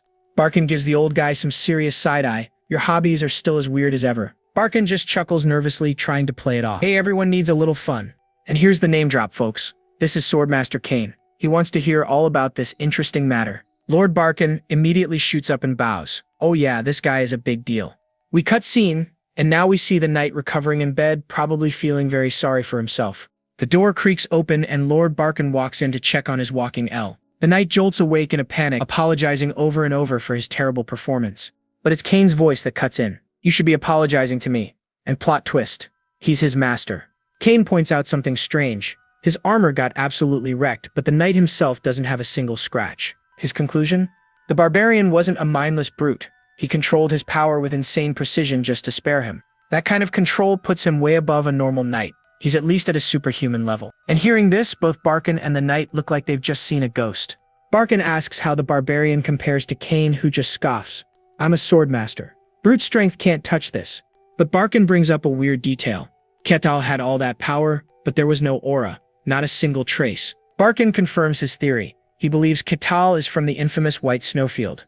This gets Kane thinking. He's heard legends about the people from that region, or maybe they aren't exactly people. Could he be a heteromorph, a non-human creature just walking around in plain sight? But Kane quickly dismisses that. A real monster would have just turned the knight into a fine red mist without a second thought. Still, the big question remains. Why would someone from the literal edge of the world suddenly show up here? Kane brushes off the concern, muttering something cryptic about the Emperor and his weird requests. He tells Barkin it's nothing for him to worry about. Classic, it is above your pay grades line. The Swordmaster's focus shifts. So, is this barbarian still around? Barkin confirms that he is. With a determined look, Kane decides it is time to go check this mystery man out for himself. Oblivious to what's happening, Ketal is having a chat with a guard outside. The guard asks him the million-dollar question, what's next, big guy? He's got the cash reward, and Barkin promised that he's free to do what he wants in the territory. Ketal is thinking an official ID would be a good start to make it easier to get around. The guard lays out his options. He could find a high-status sponsor to vouch for him, or he could become a mercenary. The guard explains that if he grinds enough achievements, the guild will officially recognize his identity. But most low-level mercs are just glorified errand boys. He thinks for a powerhouse like Ketal, getting a sponsor is the smarter play. But did Ketal listen? Of course not. His eyes light up. A mercenary, taking on quests and slaying monsters? He is so in. He asks with this huge, goofy grin, where do I go to become a mercenary? The poor guard is totally caught off guard. stammering that there's a guild hall nearby. "Guide me," Kettle says, hitting him with a full-power, sparkly anime smile. And the guard just melts. The poor guy never stood a chance. Here's the thing, though. The reality of being a merc is not some grand adventure. They're the lowest rung of society. Even the strongest adventurers often die in dungeons or get used to doing noble's dirty work. Which is why the bottom tier of mercenary society is crude, filthy, and very, very loud. Welcome to the Mercenary Guild Hall, where a full-on bar brawl is already in progress. The other mercs, they're just watching and placing bets. Meanwhile, at the reception desk, a woman with pink hair asks her colleague how the new recruits were doing today. Rosa, the blonde receptionist, just sighs. Hopeless. They're all just weirdos. The latest batch includes a disgraced holy knight, a super shady thief, and a nun who worships a questionable deity. Her friend is disappointed. Raza groans that no decent people ever show up, and the current mercs just break stuff. She starts daydreaming about a handsome prince on a white horse coming to rescue her. Girl, you are in the wrong story for that. And right on cue, the guild hall door creaks open. Raza looks up, and bam, a gigantic figure is looming over her desk. Not quite a prince, huh? It's Kettle, smiling as he surveys the chaos. So this is the guild hall. The brawl instantly stops. The entire room goes dead silent. Everyone is just staring, jaws on the floor. A barbarian, Kettle, completely oblivious to the panic, slams his hands on the desk. "I'm here because I want to become a mercenary." Raza is absolutely terrified, stammering as she asks him why on earth he would want to join. He explains it's a way to get official status. Raza confirms it but warns him it'll take a lot of grinding to get there. The registration costs 5 silver coins. He gives his name but admits he has no idea how old he is. Raza just shrugs and types in a random age. "All right, your registration is complete. Here is your mercenary badge." Kettle takes the badge, and without missing a beat, he says, "Enlist me." He's eager to start immediately, asking about available quests. She shows him the list of jobs he can actually accept as a total newbie. Kettle looks at the list, completely confused. Wait, is this all there is? The F-rank quests are literally just chores. Herb gathering, basement cleaning, sewer cleaning. This is not slaying dragons, my friend. Raza gets super nervous. Barbarians are known to be proud people. Is Kettle going to flip out over these lame jobs? As she starts to explain how he can rank up, Kettle just points to the list. "I'll take this one." Rosa stares, confused. He's pointing directly at herb gathering, the most basic fetch quest in history. She asks if he's sure. He just crosses his arms and says, "Isn't this something that needs to be done? There's no problem." He then asks where he can find the herbs. Raza explains they're outside the village and gives him a little drawing of the plant to help. "Got it. I'll be back shortly," Kettle says with a confident smile, taking the card. As he walks away, Raza is left completely stunned. What the? He's so chill about this. Meanwhile, her pink-haired friend rushes over and literally has to shake her back to reality. Out in the forest, Kettle finds the flowers and compares them to the drawing. Yep, looks right. He wonders if they're for treating wounds, thinking they look a little strange. Well then, he says, "I've got my UV protective gear and I'm ready to begin my first mission, the absolute dork." About an hour later, he's back. Thump. He drops an enormous sack of herbs on the table, making Rosa jump. "Will this much be enough?" he asks cheerfully. Rosa is wondering if he just destroyed the whole flower field, but when she inspects them, she's shocked. They're all in perfect condition. She notes that most mercs just rip them up, but Kettle smirks. "Despite how I look, I'm quite confident in my delicate touch." She hands him his reward for all that work. 1 single silver coin. That is barely enough to buy the cheapest meal in town. The grind is real, folks. Still, as Kettle looks at his earnings, he feels a sense of pride. It's the first money he's ever earned through honest work. And to be honest, he's quite touched about it. Oh, the feels. He tells Raza he's very satisfied and asks for another quest right away, leaving her completely baffled. She just can't understand it. This massive, intimidating barbarian, why does he look so happy picking flowers? Rosa, the guild receptionist, is just completely overwhelmed. Her final thought? "Man, I think this new mercenary is weird too." So, after flower picking, basement cleaning, and a lovely stroll through the sewers, our boy Kettle is on a roll. He points right to his next F-rank quest, warehouse cleaning. Raza, the receptionist, is just about to have a meltdown. After the herbs, this is his 3rd straight cleaning gig. She looks at this mountain of a man smiling like he just won the lottery and has a thought. Wait a minute, does he actually like cleaning? Slapping on the most strained customer service smile in history, she nervously stamps his request form. "You do you, big guy." A few moments later, Kettle arrives at the warehouse, ready to get his hands dirty, or, well, clean. He finds the owner waiting for him, a simple woman in a white hood, probably expecting a scrawny kid looking for pocket change. Instead, she gets Kettle, who beams at her and announces, "I've come to clean the warehouse." And the poor woman's soul just about leaves her body. Her face says it all, total, unfiltered horror. He asks if she's the owner and she can barely stammer out a yes. All her brain can process is a barbarian, But it turns out he's the best mover she's ever hired. Lifting massive crates is literally no problem for him. Easy peasy. Next up on his chore list, street sweeping. he notes that controlling his superhuman strength was tricky at first, but he got it down. Little does he know, he's got a stalker. From a window, Swordmaster Kane is watching through binoculars, completely baffled. Kane is losing his mind. This guy, Kettle, has enough power to topple a kingdom. Any nation would welcome him with open arms. And what's he doing with that power? Sweeping garbage off the street. And he's not even slacking, he's taking it 100% seriously. Kane is just speechless. Meanwhile, Keto wipes his brow, absolutely basking in the glory of a hard day's work. Ah, the satisfaction. He wakes up to a brand new day. He's a bit sore, sure, but he feels amazing. That honest work high is real, folks. He gets up and spots a small pouch by the table. He flashes back to Rosa, presenting him with his pay. Good work on your first day, Mr. Kettle. Here is your reward for completing all 15 requests. His eyes go wide. A whole pouch of 15 silver coins. This might be the most money he's ever seen. He is absolutely glowing with happiness. Thanks. I'll be back again tomorrow, he says, grinning from ear to ear. Man, that memory brings a smile to his face. He thinks, time to begin my second day in civilization. The next morning, Kettle is taking a nice stroll through town, oblivious to the freaked out faces of the villagers. He's walking with the confidence of a man who just got paid, when suddenly he grinds to a halt. He looks up and his eyes widen with curiosity.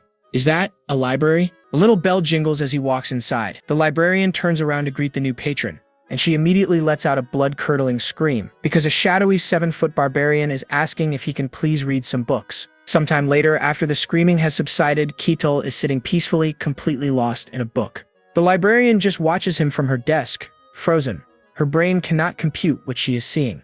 Outside, our favorite stalker Kane is back on the job and he is just as stunned. The savage barbarian is in a library, reading. He starts to wonder if maybe Snowfield barbarians are just super cultured, or if this one is just a massive weirdo. Kettle finishes a history book and neatly sums up the entire conflict. So the Empire won in the end. He remembers his friend Mylena saying she was heading to the kingdom at war with that same empire. Well, now he knows how that turned out for her. The book confirms the Empire is now a superpower, having basically turned the kingdom of Barkan into its personal puppet state. They've already swallowed half the human world and are still expanding. Talk about aggressive foreign policy. Kettle sits there for a moment, just pondering the whole idea of world domination. But that's enough boring human stuff. He moves on to what he really came for, the book on non-human races. And he is absolutely thrilled to learn that all those fantasy creatures from legends are 100% real in this world. The book details all kinds of incredible places, like a dwarven cave overflowing with rare minerals and shiny loot. It also mentions a fairy village, a city of celestials floating in the sky, and the super-secret elven sanctuary, Elfozagrada. Apparently, Elfozagrada is a hidden holy land that nobody has ever managed to find. Kettle just smirks. In that case, I must have earned the extraordinary right to visit the elves' sanctuary. But as he turns the page, his face just drops. What is this? Are there more places like the White Snowfield? He's found the section on demon realms. Places humans can't go, filled with twisted monsters. And there are 5 major ones. The book lists them out: the Forest of Silence, the Fiery Abyss, the Deep Sea, and something called the Deep Hole. Fun vacation spots. And what do you know? The 5th one is the White Snowfield. Yup, his home sweet home. The book says that while these realms have terrifying monsters, they can't actually expand their influence into the human world. Kettle is just floored. He's thinking, just how big is this world? The White Snowfield was enormous, and there are more places just like it. Having learned all he can, he neatly stacks the books and gets up to leave, making the librarian jump out of her skin. He gives her a friendly smile on his way out. Thanks, that was very informative. With one final, terrifyingly polite smile, Kettle is gone, the little bell jingling as the door closes. He heads straight back to the Mercenary Guild, cheerfully asking a very startled Rosa if she has any new jobs for him. And his face just lights up with pure, unadulterated excitement as she hands him a new quest form. The man loves to grind. Meanwhile, Swordmaster Kane is still watching from the shadows, and he has to admit it. This guy is just plain weird. After 2 full days of surveillance, he's seen enough weirdness to last a lifetime. It's finally time to meet this man in person. Walking through town at night, Kettle is feeling pretty good about his day's work. He glances at his pouch of coins.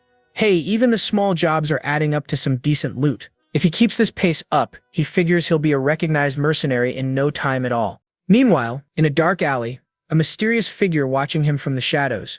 The figure steps out, blocking his path. Kettle stops, turning around with a questioning look. Well, look who it is. It's the old man from before, Swordmaster Kane, looking super grim under his hood.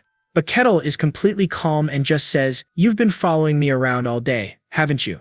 Kane is stunned silent. The master of stealth just got called out by this guy. Awkward. Kettle crosses his arms, asking what he wants. And Kane is just internally screaming, "You notice me."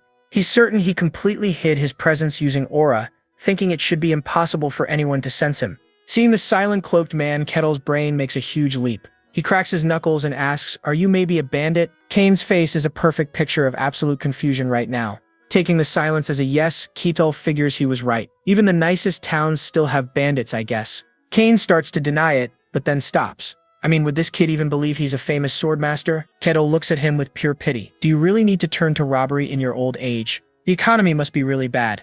Oh, sick burn. Then a brilliant idea strikes our boy. Bringing in a bandit would be a great achievement for his resume. Kane just stares, completely bewildered. How did we even get here? But then an idea dawns on him. If Kettle thinks he's a bandit, this is the perfect chance to test his strength. Just as he makes up his mind, Kettle vanishes right before his eyes. Poof, gone. Kane whips his head around, totally shocked. He's gone. In an instant, Kettle reappears directly behind him, eyes glowing as he reaches for Kane. Realizing he's about to be grabbed, Kane unleashes a blast of green energy, blocking the attack. Kettle stops and a huge grin spreads across his face. "Oh, not bad, old man. You're pretty fast." Kane lands a few feet away, his mind completely reeling. He cannot believe it. No way, he almost caught me. Even more shocking, he realizes Kettle moved that fast with pure physical stats. He couldn't sense any aura at all. Kettle just stands there, smiling, completely unbothered by any of this. Kane grits his teeth. Okay, this isn't a test anymore, he is going all out. But once again, in the blink of an eye, Kettle is gone. This kid is just way too fast. Before Kane can even process it, Kettle has grabbed his arm. The Swordmaster is in total disbelief. He had his senses on high alert and still couldn't react in time. The grip is immense. It feels like his arm is lodged in a boulder, his entire body being dragged against his will. Straining against the hold, Kane realizes he can't even compete in a power struggle. The strength gap is just insane. In that case, he has no choice. He'll go all out and release his power. Kettle notices a strange light from Kane's hand right before a massive wave of energy erupts from the Swordmaster. The blast creates a blinding flash of light, forcing Kane back as well. He lands, panting, his hand still crackling with residual energy. Kettle stands completely unfazed, saying that bandits these days have all sorts of tricks. Kane is furious. Why does this big lug keep calling me a damn bandit? Kane is fuming. He just used mana materialization, an elite warrior technique, and this kid thinks it's some cheap trick. But Kettle just stares back with a wide, impressed, almost cartoonish grin, which leaves Kane speechless. Kane cannot comprehend it. His attack should shred hardened steel, but Kettle doesn't even have a single scratch. He stares at Kettle's absurd physique, wondering how he's tanking such a powerful attack with his bare skin. Kettle takes a step forward. I think it's about time to finish this. In response, Kane finally reaches for his sword. But before his fingers can even close around the hilt, boop, Kettle's index finger is already there, stopping the draw completely. The Swordmaster's eyes nearly pop out of his head in shock. This is just not possible. He strains with all his might, but he can't overcome the pressure of that single finger. He looks up into Kettle's eyes, which are once again glowing with that unnerving purple light. A single tear of despair rolls down Kane's face. He thinks to himself, this is the end for me, and with one swift chop, it is all over. Kettle holds up the unconscious Swordmaster. So this is what a bandit in a fantasy world looks like. A few minutes later, he's at the guardhouse. Barbarian, what's the meaning of this? Stammers the guard. Our boy Kettle just strolls up, dragging the legendary Swordmaster Kane like a sack of groceries. The guard is trying to compute what he's seeing. Did this random barbarian just solo a superhuman? I caught a thief, Kettle announces. Okay, the guard can't hide his shock anymore. He then asks if turning in this loot will count towards his mercenary quest completion. The guard's brain just blue-screened. Error 404. Logic not found. He's thinking, that's Swordmaster Kane, the legend, and he's being handled like a bag of dirty laundry. The poor guy finally manages to get a few words out. He's not a thief. And Kettle's brilliant detective mind immediately concludes, so you know him. If he's not a thief, then he must be an accomplice. Panicking, the guard snaps to attention and bows to the unconscious body. I greet you, Swordmaster Kane of the Gehentra Kingdom. And you can almost see the single gear in Kettle's head finally start to turn. He looks down at the old man. A guy called Swordmaster is just a common thief? Nah, he's not buying it for a second. That's impossible. He's a thief. He attacked me for my silver coins. The guard is practically begging him at this point. No, he really is the Swordmaster. I'd never mistake that face. As the guard tries to reason, Kettle comes to his own galaxy brain conclusion. Is Swordmaster some kind of cool nickname for thieves? The guard just stares. What the heck are you even saying? After a long, awkward pause, the guard decides this is way above his pay grade and he's going to report it to the Lord. Sometime later, Lord Luke Barkin is absolutely losing his mind. What? Lord Kane was defeated? We get a super awkward apology session. It's a whole lot of my bad and no, it was my fault. The two of them just sit there in a silence so thick you could cut it with a very uncomfortable knife. Watching from the doorway, Lord Barkin is trying to process all this. He expected a fight, sure, but he never thought the Swordmaster would get absolutely bodied. The conclusion is simple and honestly pretty terrifying. This barbarian is stronger than a Swordmaster. Even if Kane is the rookie Swordmaster, the title isn't a joke. Defeating one means Kettle is a completely unpredictable powerhouse. This is giving him a headache, so he bails. Seems there's been a misunderstanding. I'll let you two have a private chat, he declares. And exits, closing the doors, and the room goes right back to that awkward silence. You can just feel the secondhand embarrassment. Kane takes a shaky sip of tea, his pride completely deleted from the server after that beatdown. He tries to pull himself together, making a formal reintroduction. I am Kane, the Swordmaster. And Kettle, ever the genius, asks if Swordmaster is his last name. Kane has to explain that when you're that OP, you don't need a surname. Kettle just nods, then asks about that weird energy attack from earlier. He wants to know if it's a special skill. You mean this little thing? Kane asks, casually powering up his hand with that green energy. Suddenly, Kettle's eyes light up. He admits he thought it was a dumb parlor trick, but now that he knows it's a Swordmaster skill, it's super cool. Kane gives him the lore drop. It's called Aura, and it's a manifestation of a base energy called the Mystic. The light bulb finally clicks for Kettle. So that thing back then was Aura, and now he's like a kid on Christmas morning. How can I learn to use that? Kane breaks it down for him. Mystic is the raw power source. Swordsmen use it to make aura, while mages use it for mana. Kettle gets this sly little grin. So, anyone can learn to use this mystic stuff? Can you teach me? Kane is just stunned silent. Kettle leans in with a smile and says, please, teach me. And what can you do? Kane agrees.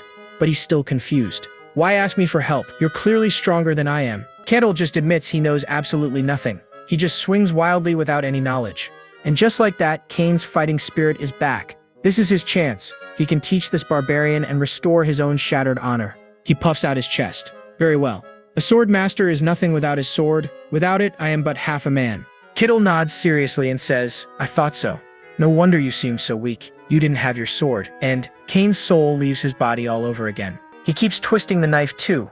I did think it was weird. If you had used your sword, maybe you would have won. Kettle gives him a big friendly smile, totally oblivious.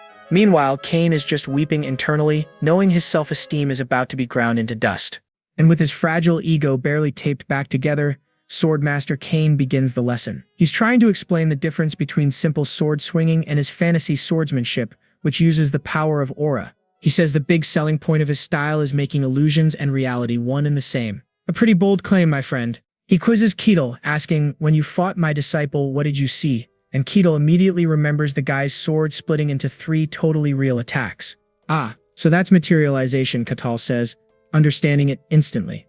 He even correctly guesses it's a style focused on finesse, not brute force, which Kane confirms through gritted teeth. Kane puffs out his chest again, explaining that combining a sword with aura is the only path to becoming a true sword master. To demonstrate, he channels his energy and bam! His sword ignites with a vibrant green aura. Gotta admit, it looks pretty cool. Kettle's eyes go wide with pure excitement. Ooh, so that's aura? A totally flustered Kane can only stammer. Yes, Kane still can't believe he's teaching a barbarian this stuff. He figures showing is way better than telling with this guy. I'll just show you myself, he says, taking his stance. His focus is absolute. This is his big moment to shine. He unleashes a powerful downward slash and whoosh, a fan of green energy attack screams across the entire hall, tearing up the floor. Kettle just watches intently, not even flinching. The strike, it's split into 5 parts. As the dust settles over the now demolished floor, Kane explains that lots of people can create illusions with aura, but only my swordsmanship allows them to take physical form. He looks so proud of himself, asking, what do you think? And Kettle delivers the most devastatingly simple reply in history, I think I can do it too. Kane just sputters, calling it nonsense. He's internally screaming about the lifetime of grinding it took him to master this art. It's faster if I just show you, Kettle says, completely cutting off the old man's internal crisis. Then he hefts a massive battle axe, leaving Kane totally bewildered. An axe? What is happening right now? Kettle just plants his feet and swings that giant axe in a blur of motion so fast it creates multiple clear after images. Kane is stunned silent. A sword strike, then the horrible truth dawns on him. He just moved fast using brute strength. Kettle slams the axe down and boom, a monstrous shockwave tears a trench through the entire hall in a fiery blast. Kane's face is a perfect mask of pure, unadulterated shock. Meanwhile, smoke is just gently curling off Kettle's axe. With a confident smirk, our boy Kettle asks, "What do you think?" He knows exactly what he just did. Kane is trying to process this. It looked like an illusion made real, but it was just overwhelming speed and power. Even he was almost fooled. He tells Kettle it was just a simple swing, but Kettle counters that if the result is the same in a real fight, does the technique really matter? And Kane is left completely speechless. He knows Kettle isn't wrong, and the blow to his pride is just massive. Refusing to accept this defeat, Kane shouts, "Then how about this?" In a flash of green energy, he creates several solid clones of himself. Now Kettle is genuinely surprised. He's looking at them like, his body split apart. This is new for him. Kane and his clones all strike as one, their combined attack gouging a massive smoking crater in the floor. Kane proudly explains that this is a technique achieved through ultimate control of aura. Then he challenges Kettle, "Can you replicate it?" In response, Kettle doesn't say a word. He just plants his feet and hefts that giant axe one more time. He begins to spin faster and faster, becoming a literal vortex of raw, destructive power. This is not looking good for Kane. The spinning intensifies, whipping up a tornado inside the building that tears the very stones from the walls. It's absolute chaos. When it all subsides, Kettle stands calmly in the middle of the utter devastation. What do you think? This is the final straw for our swordmaster. Kane just collapses, shaking and wailing about his life's work being completely meaningless. He's completely broken. The legendary swordmaster is reduced to a sobbing wreck on the ground. It's both tragic and hilarious. Kettle looks down at the mess of a man and remarks, "Your mental fortitude is weaker than I expected." Switching to therapist mode, he offers an unexpected compliment. "Your swordsmanship is amazing." Kettle admits, "I merely swung my axe quickly. That's not real swordsmanship. That's just brute force. But the swordsmanship you showed wasn't an afterimage, it was real. I can never truly reach that level of mystery." And that little bit of validation is all Kane needs. His spirit is instantly restored. He's right, my swordsmanship still holds great value. He declares that materializing illusion and reality is a special technique that only he can perform. His ego is back online. With fire in his eyes, he's thinking, "This isn't a flaw in my technique, but that barbarian is just insane." He reasons that no normal human could possibly move fast enough to make after images solid without using aura, which to be fair is true. Seeing that the old man is recovered, Kettle asks again, "Can you teach me true sword techniques?" Kane quickly collects himself. My apologies, I got a little emotional for a moment." With his pride mostly restored, Swordmaster Kane finally begins Kettle's lesson for real this time. He explains that to control aura, you must first awaken to the concept of mystery. It's the secret sauce of this world. No wizard or swordsman can reach the highest levels without it, unless you're a cleric getting your powers directly from the gods. Kettle asks if divine power is different from this.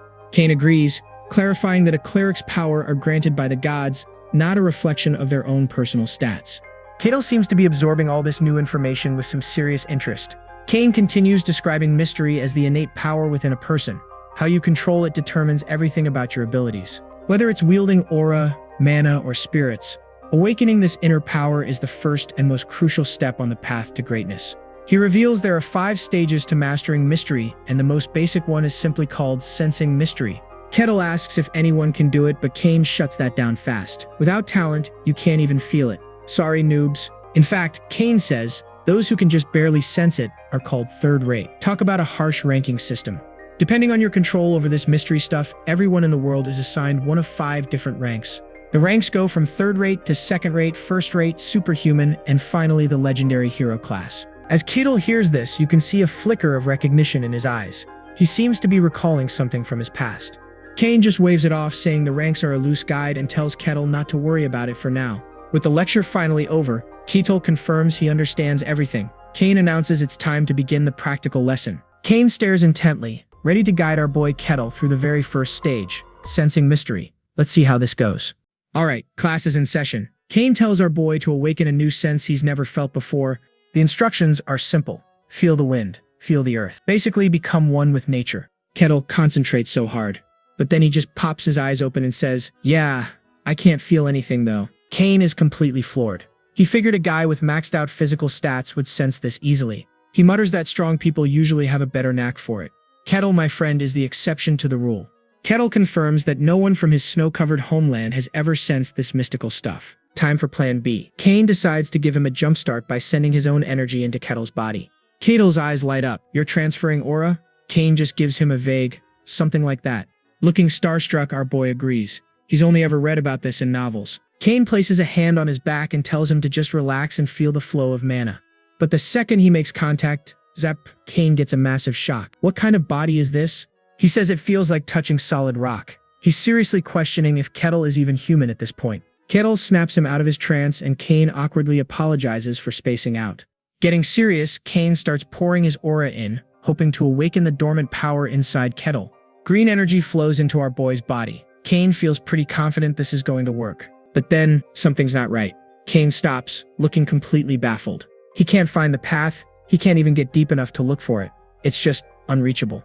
From Kane's point of view, it's like trying to find a Wi-Fi signal in a black hole. It's a vast, empty abyss. He finally has to give up, realizing this is a total dead end.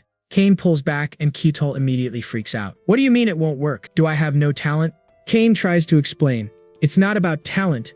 Kettle has to find the path himself to awaken his power. Kettle gets it, but he's worried. So, are you saying I can't sense the mystical at all? Kane struggles for an answer. He couldn't even check for potential because Kettle's body is just built different. Basically, Kettle's body is so ridiculously dense that it literally acts like a shield, blocking the aura from getting inside. He admits he's never seen anything like it. Pure physical power nerfing magic. That's a new one. Kettle slumps, disappointed. So I can't gain mystical power? Kane admits he doesn't know for sure. He suggests our boy go bother some other swordmasters or maybe the wizards at the magic tower. Kane apologizes, but Kettle just brushes it off, saying it's okay and there's still a chance. Then he breaks into a wide grin, sincerely thanking Kane for all the help. What a good dude.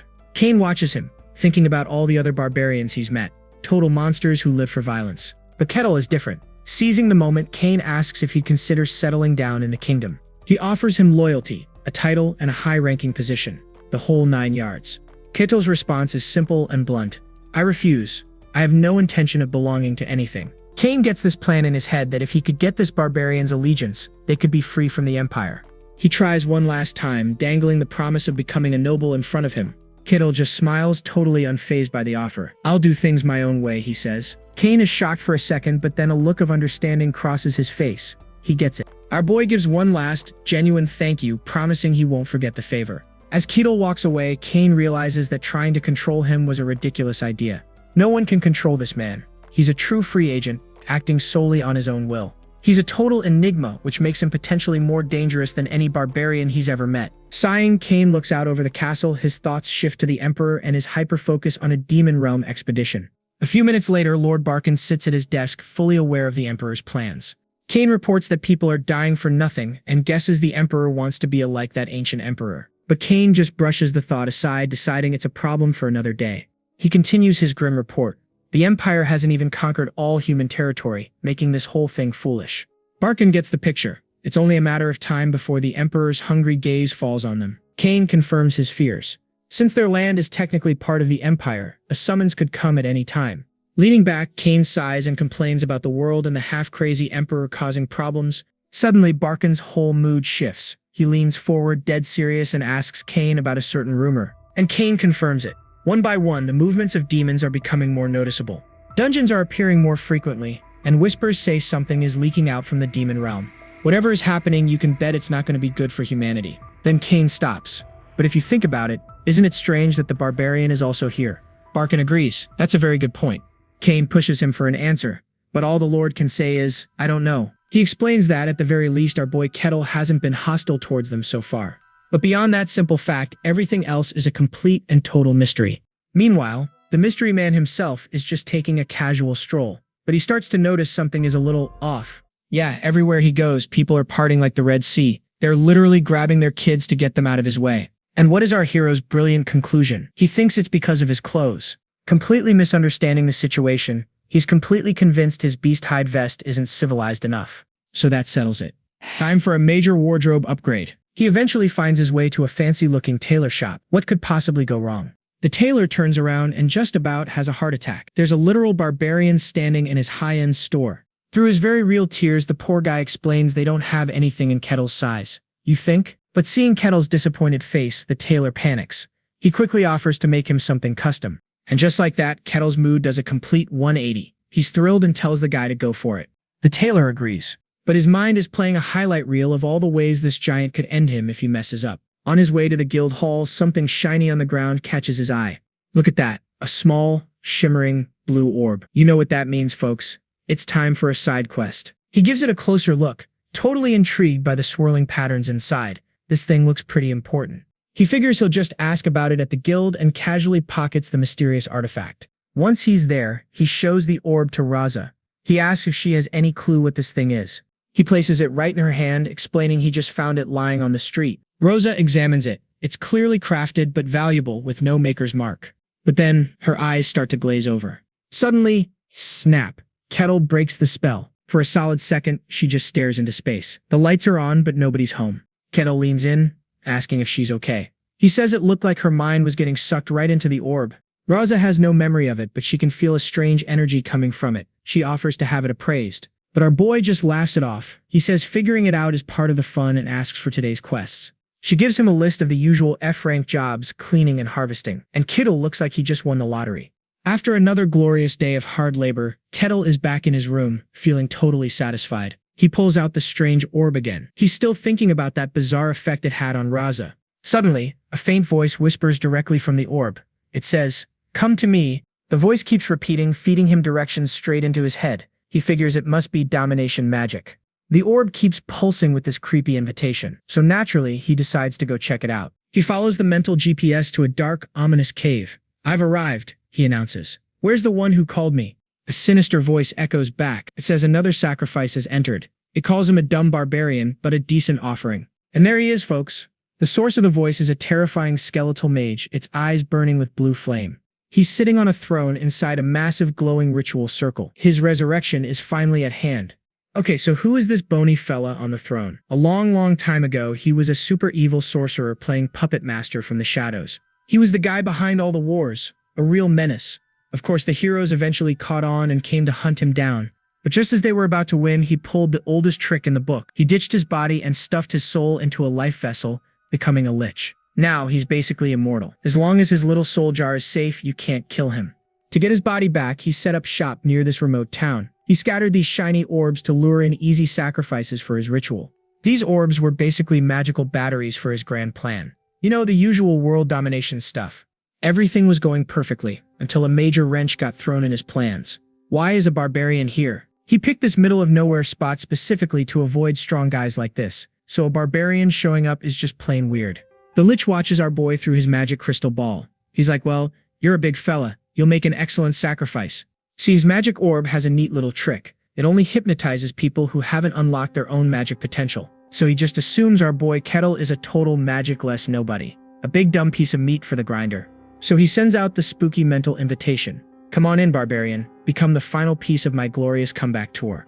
And Kittle just waltzes right up to the front door. A massive, imposing wooden door in the middle of a cave. He pushes it open, takes one step inside, and he immediately spots him. Standing right there is the man of the hour himself, a skeletal mage in fancy robes with eerie, glowing blue eyes. Kittle is completely fanboying. He whispers, "It's a real live lick." He is totally geeking out. He's like, "Wow, the ultimate fantasy story final boss. This is so cool." Now it is the Lich's turn to be confused. "What are you?" he demands, realizing the mind control totally failed. Kittle just glances at the piles of bones all over the floor. "Ah," he says, "so that's how you have been luring people in." The Lich still cannot sense any magic from him. He is absolutely convinced Kettle is just an ordinary barbarian. His only explanation? "You must have some super rare artifact that protects your mind." Kettle just gives him a blank stare. "I do not have anything like that, though." Our boy is honest to a fault. The Lich is done talking. His staff starts glowing. "You think you can fool me? If you had just obeyed, this would have been painless. But now I'll just have to crush you with force," he declares, raising his minions from the dead. "Go, my bony boys." And the newly armed skeletons charge right at him. Kettle isn't even bothered. He just smirks. "An evil Lich hiding in a dungeon, huh? I think I get the picture." He casually slaps the skeleton with his bare hand, and it shatters instantly. The Lich is absolutely speechless. Kittle just shakes his hand and says, "You are a lot more shallow than I thought." Oh, that did it. The Lich is furious. "Let us see you talk big when I cut off your arms and legs." He sends in the whole squad this time. "Cut him down." Kettle just scoffs and cracks his knuckles. Bam! He punches the first skeleton straight into dust. Then he follows up with a powerful kick. Crunch! Another one bites the dust. Literally. "You bastard!" The Lich seethes. "All right, playtime is over." His staff glows super bright as he pulls out his trump card. "Rise!" Kettle's eyes widen. A huge, fully armored skeleton knight appears holding a massive sword and shield. And what does our boy do? He gets excited again. Since this one was created by a lich, it might be different from the last one. Kill him, the lich screams. The knight charges forward like a freight train. Kettle just grins and cracks his knuckles again. He is finally ready for a real fight. The knight swings its giant glowing sword, but Kettle just watches. Kettle thinks that a skeleton knight summoned by a lich is very unusual. He just winds up and, bam! A single punch completely shatters the knight's skull, sending the undead warrior into a shower of bone and rubble. So much for that real fight.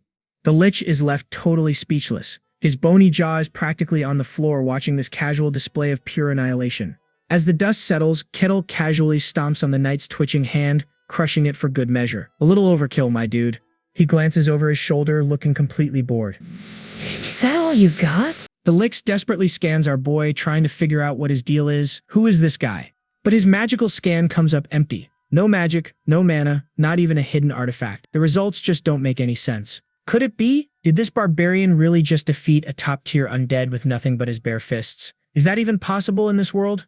Deciding this barbarian is way too special to kill, the lich figures he'll have to get his own hands dirty. Consider it an honor, the lich says, floating down to the ground with all the drama of a final boss. Suddenly Kettle cries out and stumbles back as he's enveloped by a black, dense fog. The lich's voice echoes through the cave. Yes, fear me, barbarian. You will pay for invading my sanctuary.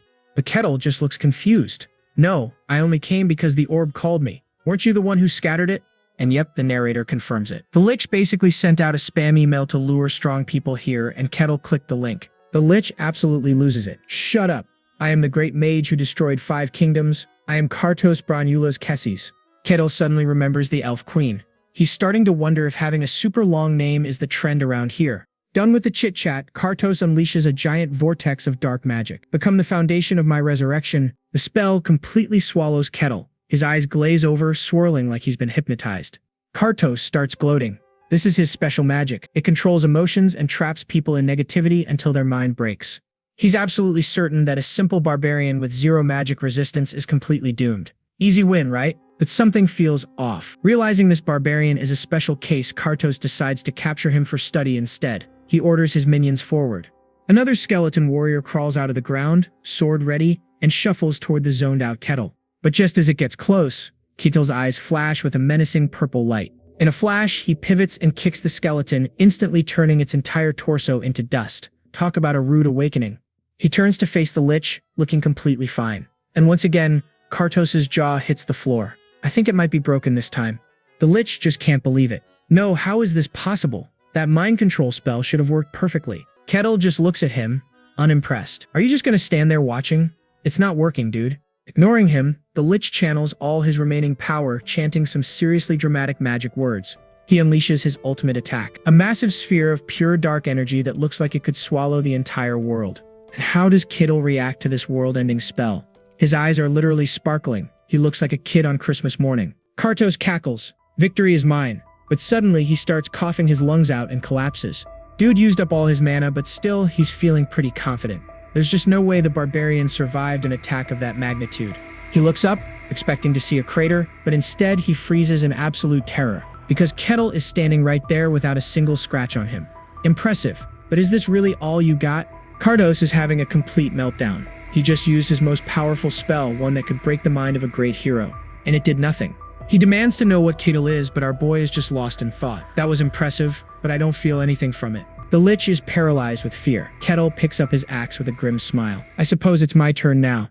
But just as Kettle's about to turn him into bone meal, the lich has an epiphany. A dark, creepy smile spreads across his skull, thinking, so that's how it is.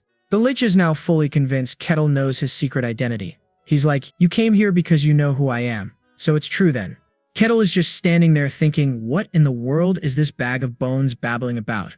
And then Kartos just lets out this massive villainous laugh. Oh, Empire, are you that afraid of me? I must admit, you're clever to track me this quickly. The guy's ego is completely off the charts. He starts screaming, but I will rise again. I will destroy your world once more. See, he's heard these rumors about a secret Empire project, a human production field where they basically grow super soldiers. And he's 100% sure Kettle is one of them. A weapon forged just to kill him. An assassin sent by the big bad Empire. Yeah, buddy, that's totally it. But even so, he's not going down without a fight. He announces his full, ridiculously long name. I am Karos Brainulus Kessis. I will kill you and destroy the Empire. And Kettle's reaction? He's just thinking, is this dude insane? Yes, Kettle. Yes, he is. Finally done with his monologue, the Lich summons a glowing spectral urn. This, my friends, is his phylactery, his soul jar. He snatches the urn out of the air, ready to unleash his final trump card. Bam! A massive beam of pure magic erupts from the urn and slams right into Kettle's chest. Kettle's eyes go completely white. Is the spell actually working? The Lich's plan is perfect. He's using the urn to shove his soul right into Kettle's body to possess him. It's a one-way trip, though. Once he's in, he's trapped in this new body unless he can become a Lich all over again. But hey, it's his only choice. He takes over, declaring, now this body belongs to me. But the moment he gets inside Kettle's mind, he realizes he's made a terrible mistake. He looks around like, what is this place? Is this really the barbarian's subconscious? Just looking at this mental hellscape is enough to break his spirit. He can feel that something is deeply, deeply wrong. He's starting to doubt if the Empire really was behind this. As his soul starts getting ripped apart, he realizes, no, this can't be the Empire's doing. Not even they could create something this horrifying. It's actually breaking his mind. And with one last confused the great Lich Kartos is just deleted. Poof, gone forever. Back in the real world, Kittle is just scratching his head. What the heck was that? He felt a little tickle and that's it. In front of him, the Lich's body clatters to the floor, completely empty. You'd think he'd be relieved, but Kittle is actually disappointed. He thought that attack was cool and wanted to know what magic it was. He strolls over to the bones, thinking the Liches in this world are pretty weak. Dude has no idea what just happened inside his own head. But hey, a win is a win. He cleared the dungeon, and now it's time to collect the loot. He grabs the Lich's staff, remembering that it was glowing when the skeleton used his magic. The little light bulb goes off in his head. Maybe this magic stick will finally let him use magic. So into his inventory it goes, or as he says, in my pocket. Then he spots another item, the urn. He picks up the physical urn, correctly guessing it's a life vessel. He decides to take it to Rosa to get it appraised. With all his new toys gathered, he looks around, but suddenly his gamer senses start tingling. He spots a weird pattern on the wall, something he didn't notice before. A secret room? He wonders, before doing what every RPG character does. He pushes the button, and what do you know? The wall grinds open, revealing a hidden chamber. Classic. He steps inside and finds a room full of people just standing there, like mannequins. His first thought isn't about the people. It's, wow, secret rooms are real. His second thought is, okay, who are all these weirdos? He waves a hand in front of one guy's face. Hello? Anybody home? He tries it on another person, asking if anyone is still alive in there. He gets nothing. So now he's not sure what to do with a room full of human statues. He decides the best course of action is to just... His logic is sound for once. He'll report it to the guild and they can send someone else to deal with it. Not his problem. And so, back at the mercenary guild, Kettle strolls in with his new loot. Rosa greets him with a friendly smile, a little surprised to see him back so early. Kettle just grins back, saying he had a few things to take care of. You know, just a light afternoon of deleting an ancient evil. Rosa is confused, and Kettle explains to her about the orb and who was behind it. She just laughs it off, telling him not to joke around about something so serious. I mean, come on. A Lich, one of only 5 in the whole world, hiding out in this remote little town? Sounds like a bad joke. So to prove he's not joking, Kittle slams the Lich's giant purple urn right on her desk. That shuts her up real quick. He calmly explains that this is the Lich's life vessel and then asks if she can appraise it for him. Just another Tuesday for Kettle. And Rosa? Her brain just short circuits. She completely freezes, finally realizing this absolute madman isn't lying. Then Kettle just casually adds, oh yeah, and there are some people inside. He explains he could have gotten them out, but they looked kind of brain dead. So he figured, that's a job for the guild. And then, ding! The light bulb goes off in Rosa's head. She finally connects the dots between the Lich and all those recent missing person cases. She jumps out of her chair, wait a second, I'll call someone right away. And a few minutes later, a city guard bursts in shouting, did somebody say Lich? Kettle just gives a little wave. Oh, hi, nice to meet you. He tells them it's all settled, no big deal. The guard stammers out the Lich's super long, unpronounceable fantasy name. When Keto just casually confirms it, the poor guy absolutely short circuits. Okay, so this Kratos was a legendary evil mage. A century ago, he drove kings insane and wiped 5 whole kingdoms off the map. He can't believe a monster like that was here in their little village. Yeah, but he wasn't that impressive, Kettle says. He did some weird stuff and basically defeated himself. The guard is just stunned into silence. The guard is sweating buckets, demanding more details. But Kettle's single brain cell has already clocked out for the day. There's nothing more to tell.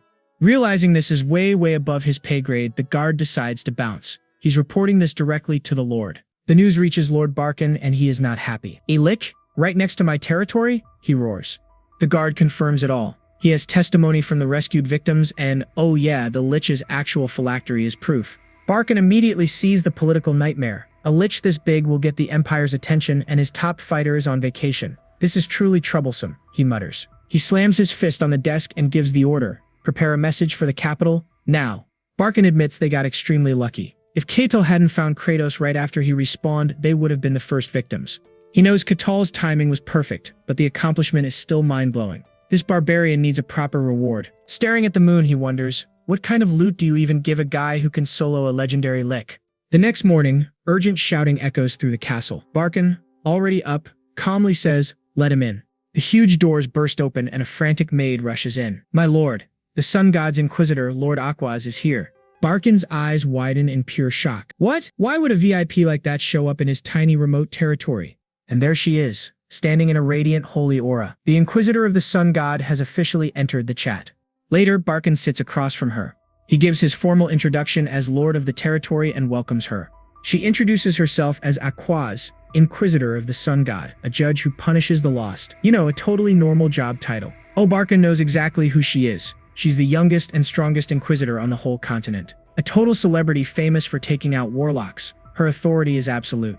Aquaz gets right to it, noting that his territory is a bit of a mess. Barkin tries to downplay it, realizing she can't be here about the lich, right? He finally just asks why she's here. She looks at him and says, I am here to discuss a divine revelation. Barkin is completely stunned. But before she shares the holy message, Aquaz has a request. She wants to hear all about the recent incident. He starts telling the whole story, and she is shocked. The barbarian defeated the lich? She asks. He confirms it, revealing the lich was the infamous Kartos. That name sends a shockwave through Aquaz. What? That creature was here? As proof, Barkin presents the lich's phylactery. Staring at the urn, Aquaz's calm and collected composure completely shatters. What exactly has happened here? She whispers. Clutching her holy symbol, her mind is racing, focused on only one thing. She wants to know if the barbarian was still in town.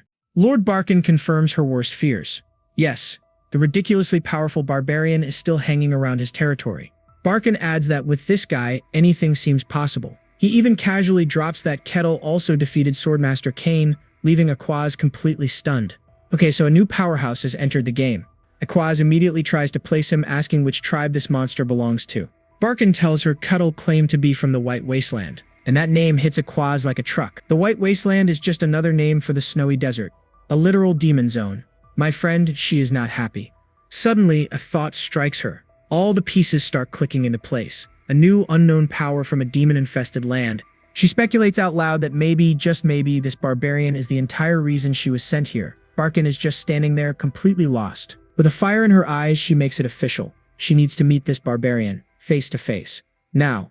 Meanwhile, Ketil is back in his room, admiring the stone he swiped from the lich's staff. He figures it boosts magic or something. Then he thinks, I'll just ask the mage about it later. His brilliant train of thought is cut short when he notices the sun is up. Time for our hero to start his day. Right on cue, a fully armored guard shows up with a message. The sun god's inquisitor wants to see him. And the meeting is at the church. The guard gives him some tips, telling him to show respect once he meets her. Ketil just gives him a big grin and says not to worry. He's got this. Looking a little flustered, the guard just asks if he's ready to head out. Ketil, now fully geared up in his barbarian outfit, flashes a confident smile. Let's go. Alright folks, a bit more background about this world. Gods are 100% real. They hand out power like candy and can even pop down for a visit.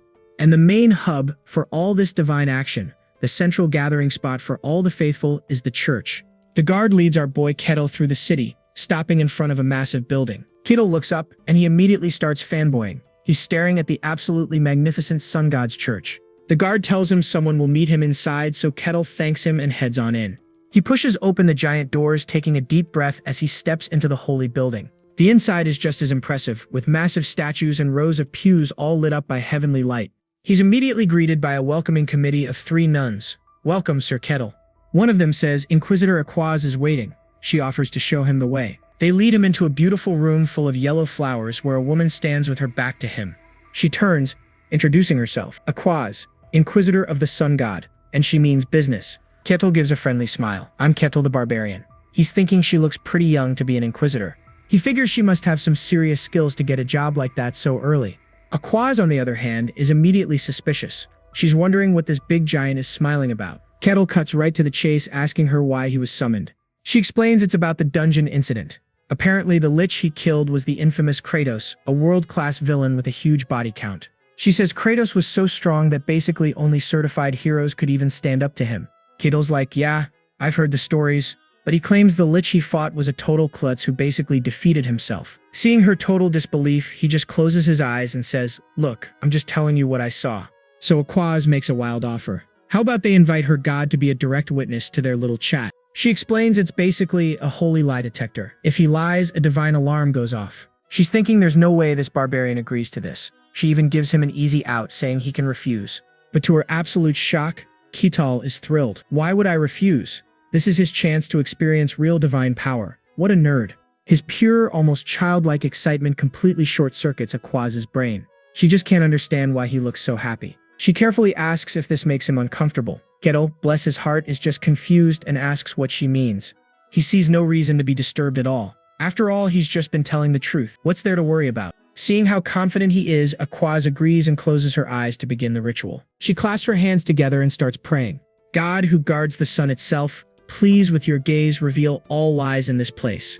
The second she finishes, a massive pillar of golden, holy light erupts from the church and shoots straight into the sky. Boom. Ketel is caught right in the middle of it, looking up in shock. Oh my gosh, I can feel it, he exclaims. A presence from way up high, a being so immense and powerful it's impossible to describe. And right now, he can sense what this powerful god is feeling. Confusion? The god is just completely and utterly confused. Even the deity has no idea what to make of our boy. And just like that, the light fades. The room goes back to normal, leaving them both sitting at the table. Aquaz lets out a quiet sigh of relief. Thank goodness there was no holy reaction, she thinks. Pulling herself together, she makes it official. Then let's start. From now on, inside this place, no one may lie. Ketel just looks back at her with a cool, confident grin. Okay? All right. With the sun god's anti-lie detector officially active, it's time for the interrogation to begin. Ketel runs back the tape, explaining for the 100th time how he soloed the dungeon. Not a single lie detected. Aquaz realizes this dude was telling the truth the whole time. He just got lucky that the lich was when they faced each other. She apologizes for being so rude, but our boy Ketel just grins back, saying he kinda enjoyed it. Just when you think it's over, Aquaz hits him with the one last things card. She's got a personal question, and it looks serious. She leans in and asks the big one, are you really from the White Snowfield? His answer? Yep, just like that. Aquaz is completely floored. The dude is actually from the demon realm. Her mind is racing. Could this guy be the legendary Grey Barbarian from the old tales? But wait, Ketel flips the script. My turn, he says. Why are you really here? She tries to play it cool, mumbling about personal business. But Ketel sees right through that. He cuts straight to it. Was that business to check if I was some kind of monster? Oof, direct hit. Aquaz gets all flustered trying to deny it, but Ketel's not letting her off the hook. He gestures at the glowy room. This whole Eye of the God thing seems a little extra for a simple lie detector test, don't you think? And she's totally busted. Under the god's eye, she can't even lie about her intentions. Checkmate, Ketel. So you came here just for me? He pushes. She panics and says no, claiming there was an oracle. Turns out, a prophecy led her here and she thought he might be the guy. But the test results were, well, confusing to say the least. She finally comes clean and apologizes for hiding things. But Ketel, being the weirdo he is, just says it was interesting. But now his curiosity is piqued. He hits her with another question. So what exactly did this oracle say? Aquaz hesitates. This is top secret info she'd never normally share. But for some reason, she decides Ketel gets a pass. She spills the beans on the prophecy, and whatever she says, it leaves our boy Ketel absolutely speechless. A little while later, Aquaz is chilling by a window in a massive hall when she gets a visitor. It's Lord Barkin, and he can tell right away that something's on her mind. She admits she met Ketel, but now she's more confused than ever. Just what is he, she wonders. Barkin confirms one thing for sure. Ketel is 100% a barbarian from the White Snowfield. He says getting intel from that place is impossible, but his origin is confirmed. Barkin was really hoping it was all a big mistake. Because if this news leaks, the whole world will freak out. A lot of people want a piece of the White Snowfield, especially the Emperor. And if the Emperor gets involved personally, absolute chaos. Aquaz tells him to chill. They'll cover up the lich incident and keep Ketel's identity on the down low. Barkin can finally breathe again. Then he asks the million-dollar question. Are all the barbarians from there like him? Aquaz thinks for a second. Probably not. Her logic is solid. If they were all that OP, they would have already conquered the entire world by now. I mean, it's true. Most barbarians are basically walking mountains of muscle with about 2 brain cells to rub together. But what happens when you give those powerhouses a big brain? You get someone like Ketil.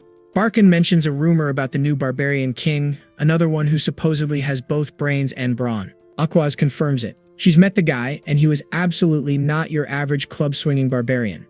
Barkin thinks a Ketil versus the king showdown would be awesome. Aquaz is like, absolutely not. She reminds him that barbarians and god worshippers do not get along. Them getting stronger is a huge problem. Anyway, Barkin circles back. What was so important about that oracle? She says she had to confirm something about Ketil. She had to know if he was a pure human or just something disguised as one. Barkin is shook. What in the world did that oracle say? And as she finally reveals the true prophecy, Barkin looks like he's just seen a ghost. Sometime later, Ketil gets summoned to Lord Barkin's office. The Lord kicks things off with some polite small talk. Ketil isn't here for games. I'm fine. Why'd you call me here? Barkin gets serious. First, a thank you. You saved this entire domain from the Lich Kartos. He admits that if the Lich had been at 100% power, they all would have been toast. But then comes the bad news. He tells Ketil that his epic win is going to be kept top secret. Beating the Lich is a huge deal, but if the Emperor finds out, he'll immediately mobilize his forces. Not good. Ketil just shrugs. Fame was never his goal anyway. Barkin says it's not an apology, but he does have a reward prepared. He taps the desk and a servant brings in the goods. Ketil's eyes practically pop out of his head. It's a huge, sparkling bag of loot. Oh yeah, our boy is about to get paid. Ketil's just staring at it, confused. But Barkin smiles, telling him it's no ordinary bag and that he should check it out himself. Ketil is just staring at this tiny pouch, totally mesmerized by the magical sparkles. Barkin just tells him to stop gawking and open the thing already. He then reveals it's a pouch-type artifact, a magical item for storage. Get this. The space inside is apparently as big as the entire room they're in. An artifact. Our boy's mind is completely blown. It's the first time he's ever seen one up close. Barkin says he can even put stuff in that's bigger than the opening. Ketil, being Ketil, has to test that immediately. He shoves his comically large axe at the tiny hole, and it gets slurped right in. Barkin explains how to get it back. Just reach in and picture the item in your mind. Ketil is absolutely freaking out over how cool it is. He loves it. He promises to put it to good use. Well, now that that is settled, he's got one last thing to deal with. The prophecy. He remembers Swordmaster Kane's report. Aberrations from the demon realm are starting to pop up. And Barkin can't help but wonder if these strange events are tied to that same dark prophecy. The prophecy warns of a great evil descending on this very land before spreading across the entire world. You should know, folks, that the Barkin territory is a network of small villages that keep regularly in contact. But then one day, a remote village just goes completely silent. Poof, off the grid. A nearby town sent some folks to investigate. Spoiler alert, they didn't come back either. Hearing this, the Lord sent in the guards. And you guessed it, they vanished too. That's when Lord Barkin finally realized this was way more than just a communications problem. Back at the Mercenary Guild, Rosa posts an urgent request directly from the Lord. Ketil asks for the details. The job? Go check on the village that went dark. She says it's a simple dispatch mission, but the pay is ridiculously high. Say no more. Ketil is on it. Rosa just smiles to herself. She knew our boy was the man for the job. Later at the quest meeting point, the other mercenaries are whispering nervously. The cleric, Hayes, is standing off to the side, looking like she wants to be anywhere else. She looks up when someone calls her. Wait a second, is that Mr. Ketil? Ketil smirks, showing off a brand new custom-made outfit. Our boy got a glow-up. He explains his old clothes were falling apart, so he had some new ones made. He even chose the design himself. Hayes realizes Ketil is on the quest too. He confirms it, saying he couldn't pass up a job this interesting. He asks if their old party members are here. Hayes figures they were smart enough to say no. Ketil looks around. For a simple quest with a huge reward, not many people showed up. Hayes has to break it to him. This isn't a simple quest. The pay is way too high for just a recon mission. She mentions the rumors about the guards who disappeared. Yeah, this is definitely not a simple request. Ketil's still bummed about the small turnout. Hayes leans in to whisper that there's another rumor. But she trails off with a nervous laugh as Aquaz, the sun god's heretic inquisitor, makes her grand entrance.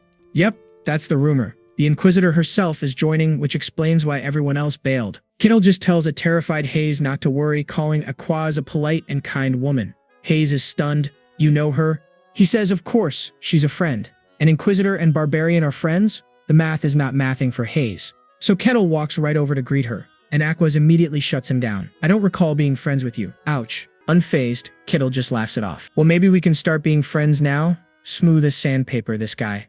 Aquaz ignores him and asks if Hayes is a follower of Lady Calrosia. Ketil is thrilled she knows the name, but Aquaz seems troubled by this, and Ketil asks if something is wrong. Aquaz explains that Calrosia's followers are supposed to be in a period of rest at the moment, only high-ranking ones are allowed out. She quickly dismisses it, figuring she's mistaken, just as Hayes starts waving them over. Just then, another person arrives. Well, look who it is. The guard captain and a couple of his men, all suited up.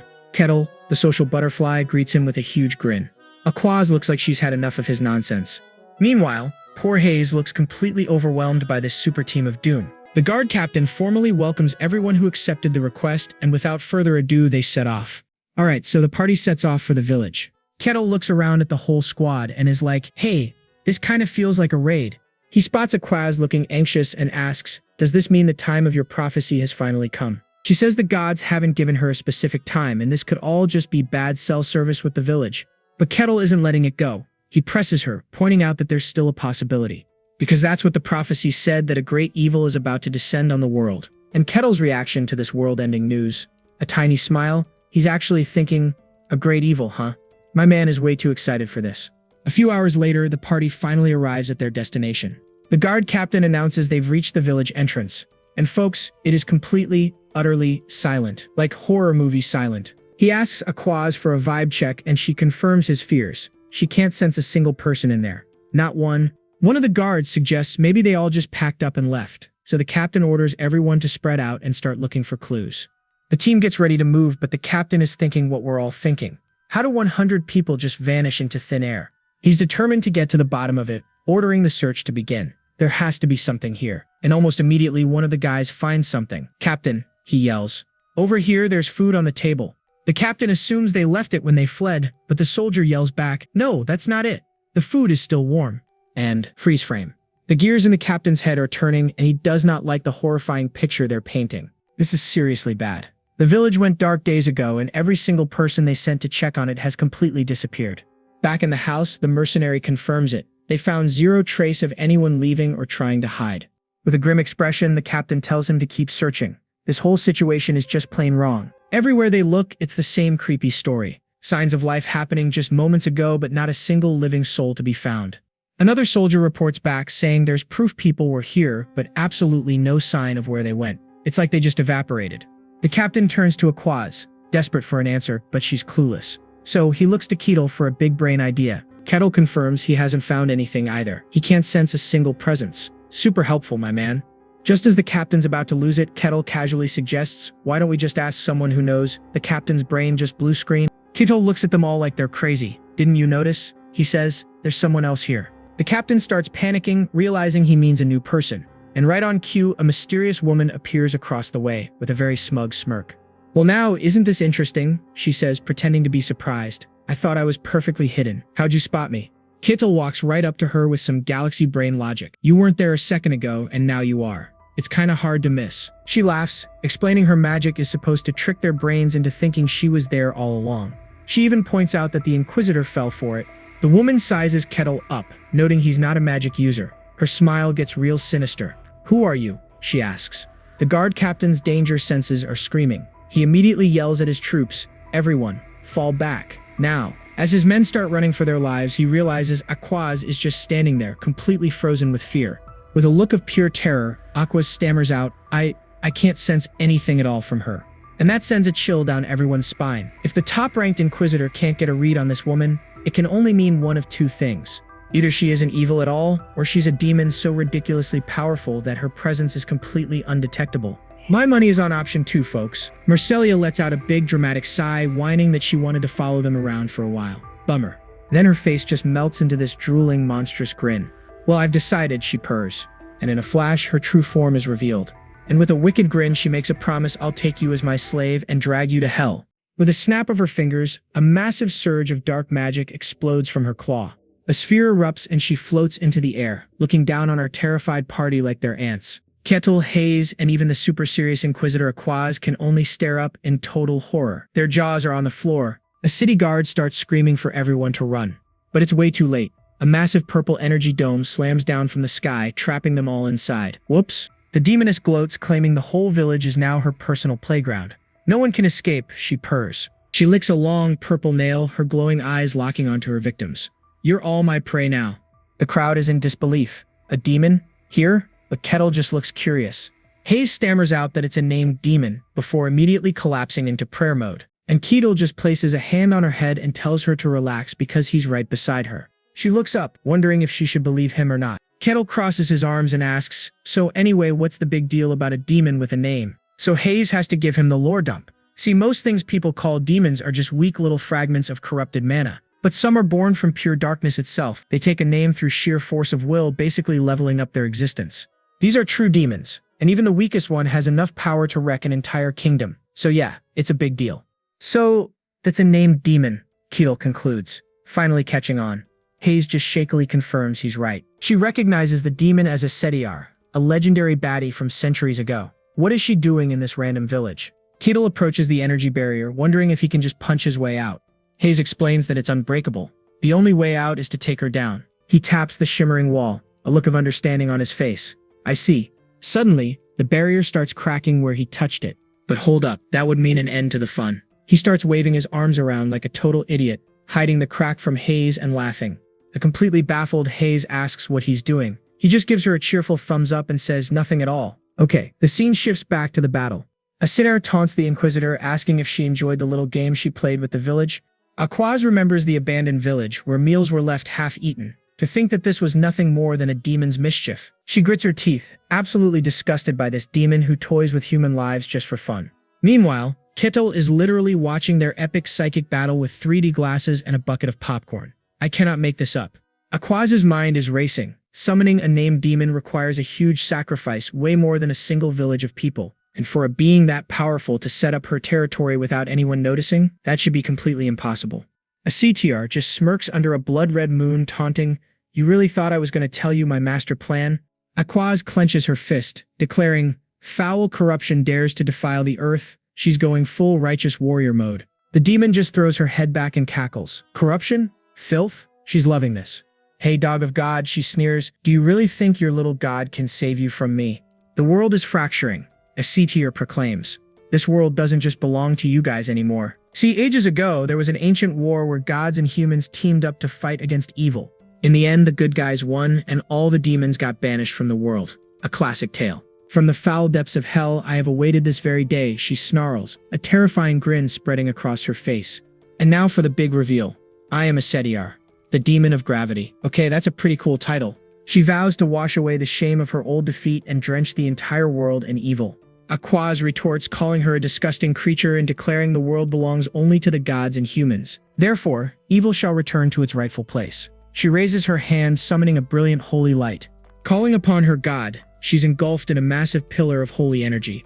The light fades, revealing her decked out in a suit of radiant golden armor, wielding a massive holy keyblade thing. Ketel, our resident anime critic, notes with approval, "Just as I thought. She doesn't get attacked while transforming." Thanks for the commentary, buddy. Her transformation is complete. Aquaz glares at the demon, her eyes burning with pure divine power. A C-tier, however, looks completely unfazed. A little smirk plays on her lips as she just says, "Interesting."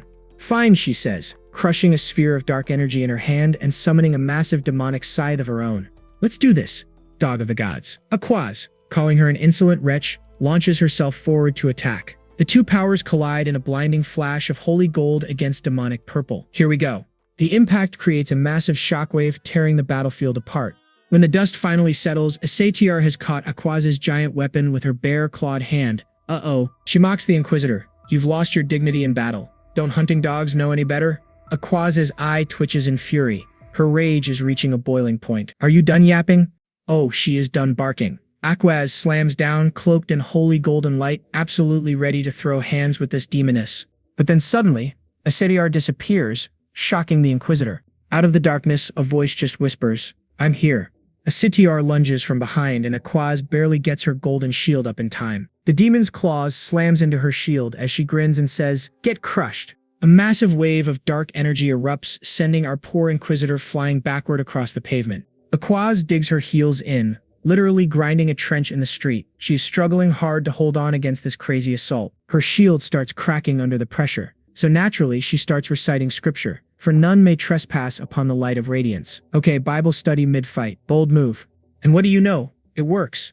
Whoosh. A massive explosion of golden light blasts the demoness clean off her feet. Aquaz just stands there, surrounded by holy fire, giving a Satyr the ultimate death glare. What a total anime moment. But a Satyr just gets back up, looking more impressed than anything. To think you can read the Holy Scripture at your age. That's impressive. Aquaz isn't impressed. She just keeps on praying. Carmenon, chapter 5, verse 59. Its radiance burned away all that was evil. This time, though, Asetiar just casually blocks the huge holy blast with her wing. She looks more annoyed than hurt. So Aquaz switches to plan B, brute force. She charges in, swinging like a madwoman, but the demoness is just too fast, dodging every single strike. The two become a blur of motion, trading blows at lightning speed. You can barely even see what's happening, folks.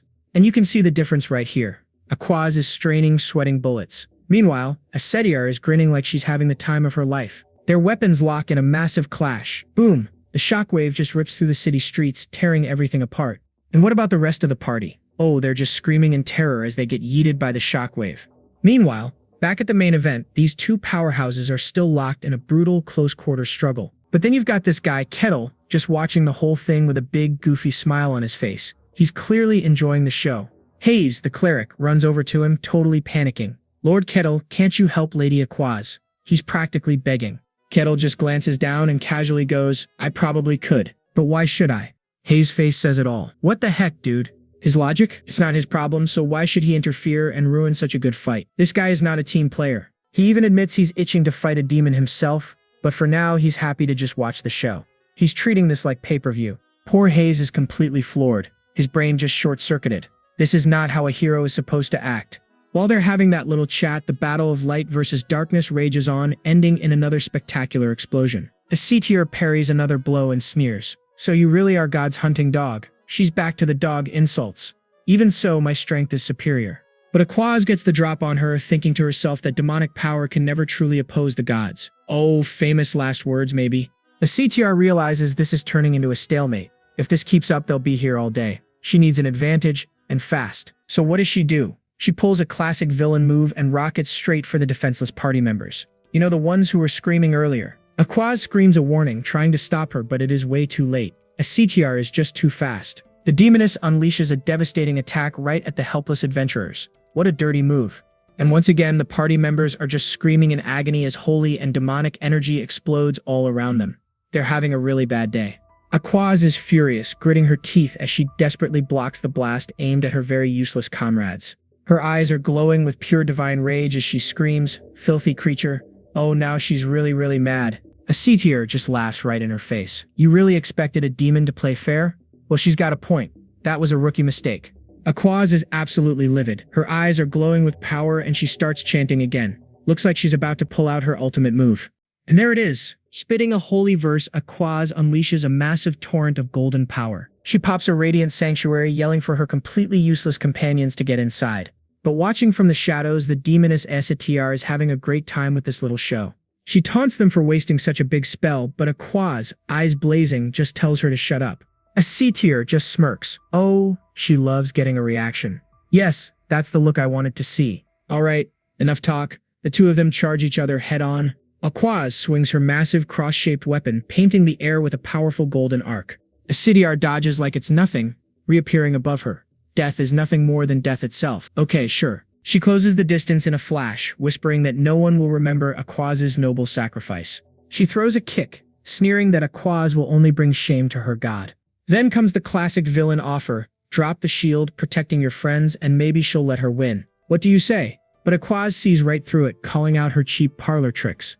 Asetiar's wicked smile returns. You don't really think you're getting out of here alive, do you?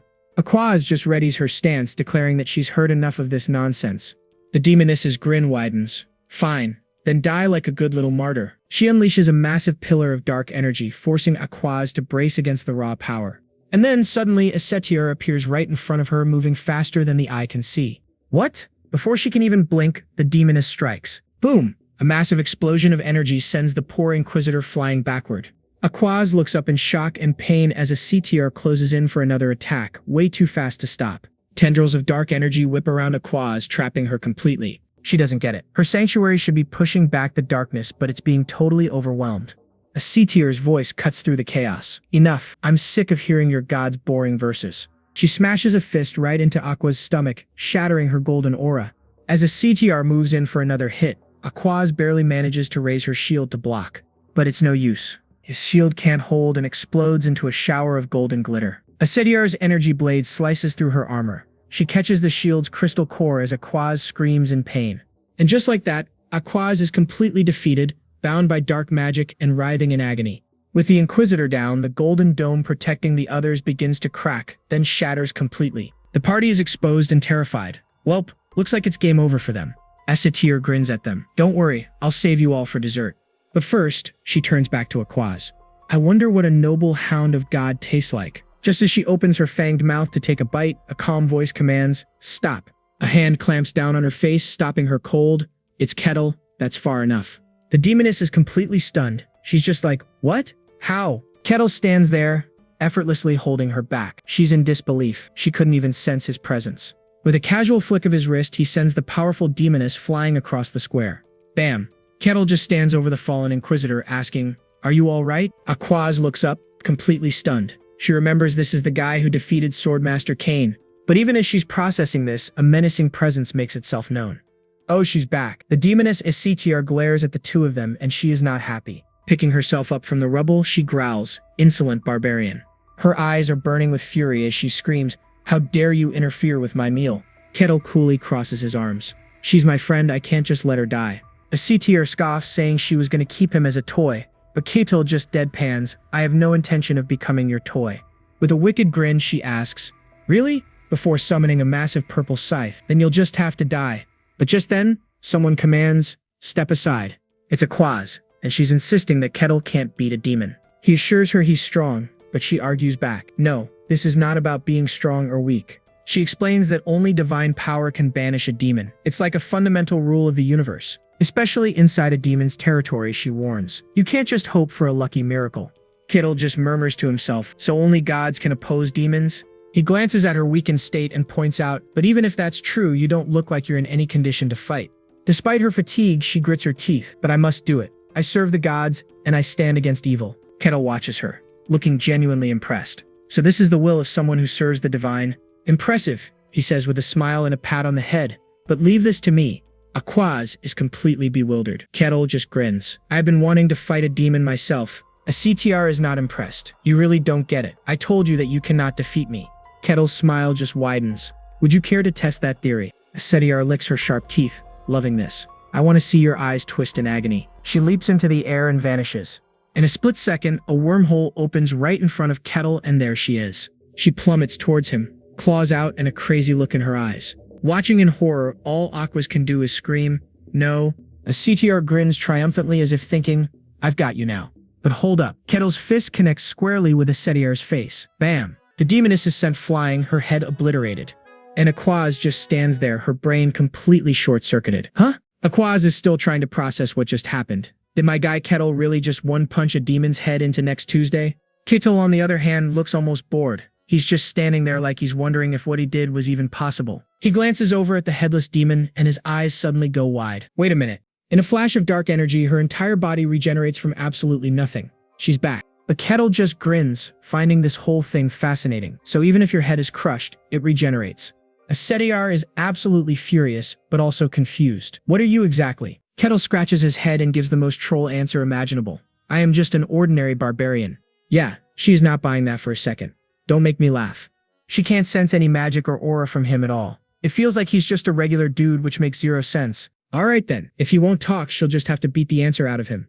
A creepy demonic face appears behind Kettle as she lunges, screaming, die. Kettle looks a little surprised, muttering that her human form makes hitting her feel kinda awkward. But since he has no choice, bam, his punch goes right through her. The demon is stunned. What the heck? The punch sends her flying. The impact sends a massive shockwave through her, literally shattering parts of her body. She slams into the ground and struggles to get up, totally unable to believe what just happened. She thinks to herself, it was just a simple punch. No aura, no magic. Kettle just cracks his knuckles with a smile. You've regenerated again. Asitr is sweating bullets. Meanwhile, Kettle is just trying to analyze how her power works. Then he launches himself forward like a cannonball. She barely has time to blink before he instantly appears right in her face. He unleashes another devastating punch, aiming right for her head again. Dark vapor oozes out of her body, transforming into dark tendrils that immediately start to pull her back together. Kettle just watches, looking impressed as she's fully reassembled. Oh, he says with a grin. When the head is destroyed, it creates an entirely new body. I guess that makes sense for a demon. As he wonders if her head is her core, The CTR starts trembling, a dark aura flaring up around her. She can't believe it. This is absurd. You think you can face me with brute strength alone? Then she has an idea. Maybe fighting force with force is pointless. You, she calls out. Me, answers the clueless Kettle. With a wicked grin, she reintroduces herself. Listen well, I am a CTR, the demon of gravity. She challenges him. Do you really think you can keep facing me with nothing but your fists? Kettle is quiet for a second, then deadpans, well, you don't really look that impressive. That one comment completely shatters her pride. She loses her mind, screaming in pure rage while Kettle just looks confused. Now she is really angry. Her eyes glow red as she charges, ready to unleash her true power. With her weapon now transformed into a mallet, she throws a wave of gravity magic at him, but Kettle just casually raises a hand to block it. The attack stops cold. Not bad, Kettle says, before adding, heavy indeed. And with that, he shatters the mallet, sending all that raw power flying right back at her. He follows up with another punch that, you guessed it, obliterates her head again. Impossible, she thinks. And just like before, her body reforms in a flash of purple light. She can't believe it. She is the demon of gravity who can concentrate the weight of a fortress wall into one attack, and she just got completely overpowered by a barbarian who hasn't even unlocked his special abilities yet. Kettle just looks on, genuinely curious. Oh, you're back again? So are demons immortal? His casual tone is the final straw. You can practically see Asura shaking with pure rage. She unleashes another huge burst of purple energy, screaming, impossible. Die, barbarian, she shrieks, summoning a massive claw made of dark energy right above Kettle. Kettle's solution? He clenches his fist and throws a punch straight up into the air. His punch completely obliterates her magic, drilling a beam of pure force right through her attack. The attack hits a CDR head-on, causing a massive explosion as she screams in pain. Watching from her holy bubble, Inquisitor Aquaz is stunned speechless. What on earth am I even watching, she wonders. She remembers the legends of Asura, a demon so powerful she wiped an entire kingdom off the map hundreds of years ago. A demon on that level is getting totally beaten down by simple punches. It's unbelievable. But once again, Asura's body twists and reforms in a swirl of dark energy as her regeneration kicks in. She crashes to the ground and Kettle just casually places his foot on her head to keep her down. Truly unkillable, it seems, he thinks to himself, finally starting to get the picture. He comes to a conclusion. So it means pure physical force alone cannot kill her. Hearing him say that, a sharp, wicked grin spreads across Asura's face as she lies pinned under his boot. The CTR can hardly believe it. She's thinking, this is the first time she's felt such pressure. Pinned under Kettle's boot, she realizes his strength is on another level. So what does she do? She just starts laughing maniacally. The CTR screams, wanting to know what he is. And Kettle, cool as a cucumber, just says, an ordinary barbarian. Yeah, right. The CTR is not buying that for a second. Don't make me laugh, she snarls. And there's just one more thing she'd like to try. A massive wave of dark magic erupts from her body, catching everyone off guard. The whole party just stands there, totally stunned. The energy forms a dense sphere, then boom. It explodes, revealing her new form. With a sinister grin, she tells the barbarian, I'll unleash everything with all the power I have. Suddenly, a whole barrage of dark energy spears appears. They shoot straight for Kettle, but look at Kettle. He just grins, totally excited about this whole thing. Aquaz, on the other hand, is freaking out. Brute strength alone can't win this, so she starts channeling her own divine power. The CTR doesn't wait. With a final command, she unleashes her attack. Demonic spear, pierce and kill. The swarm of deadly spears closes in, ready to turn Kettle into a human pincushion. But Kettle deflects every single one of them without breaking a sweat. Asura is completely stunned. What kind of monster is this? She shrieks. And then in a total blur, Kettle launches himself at her. While the demon is still trying to process this, Aquaz begins chanting a holy verse. That radiance burned all wicked things, she cries. Kettle's axe starts glowing with golden divine light.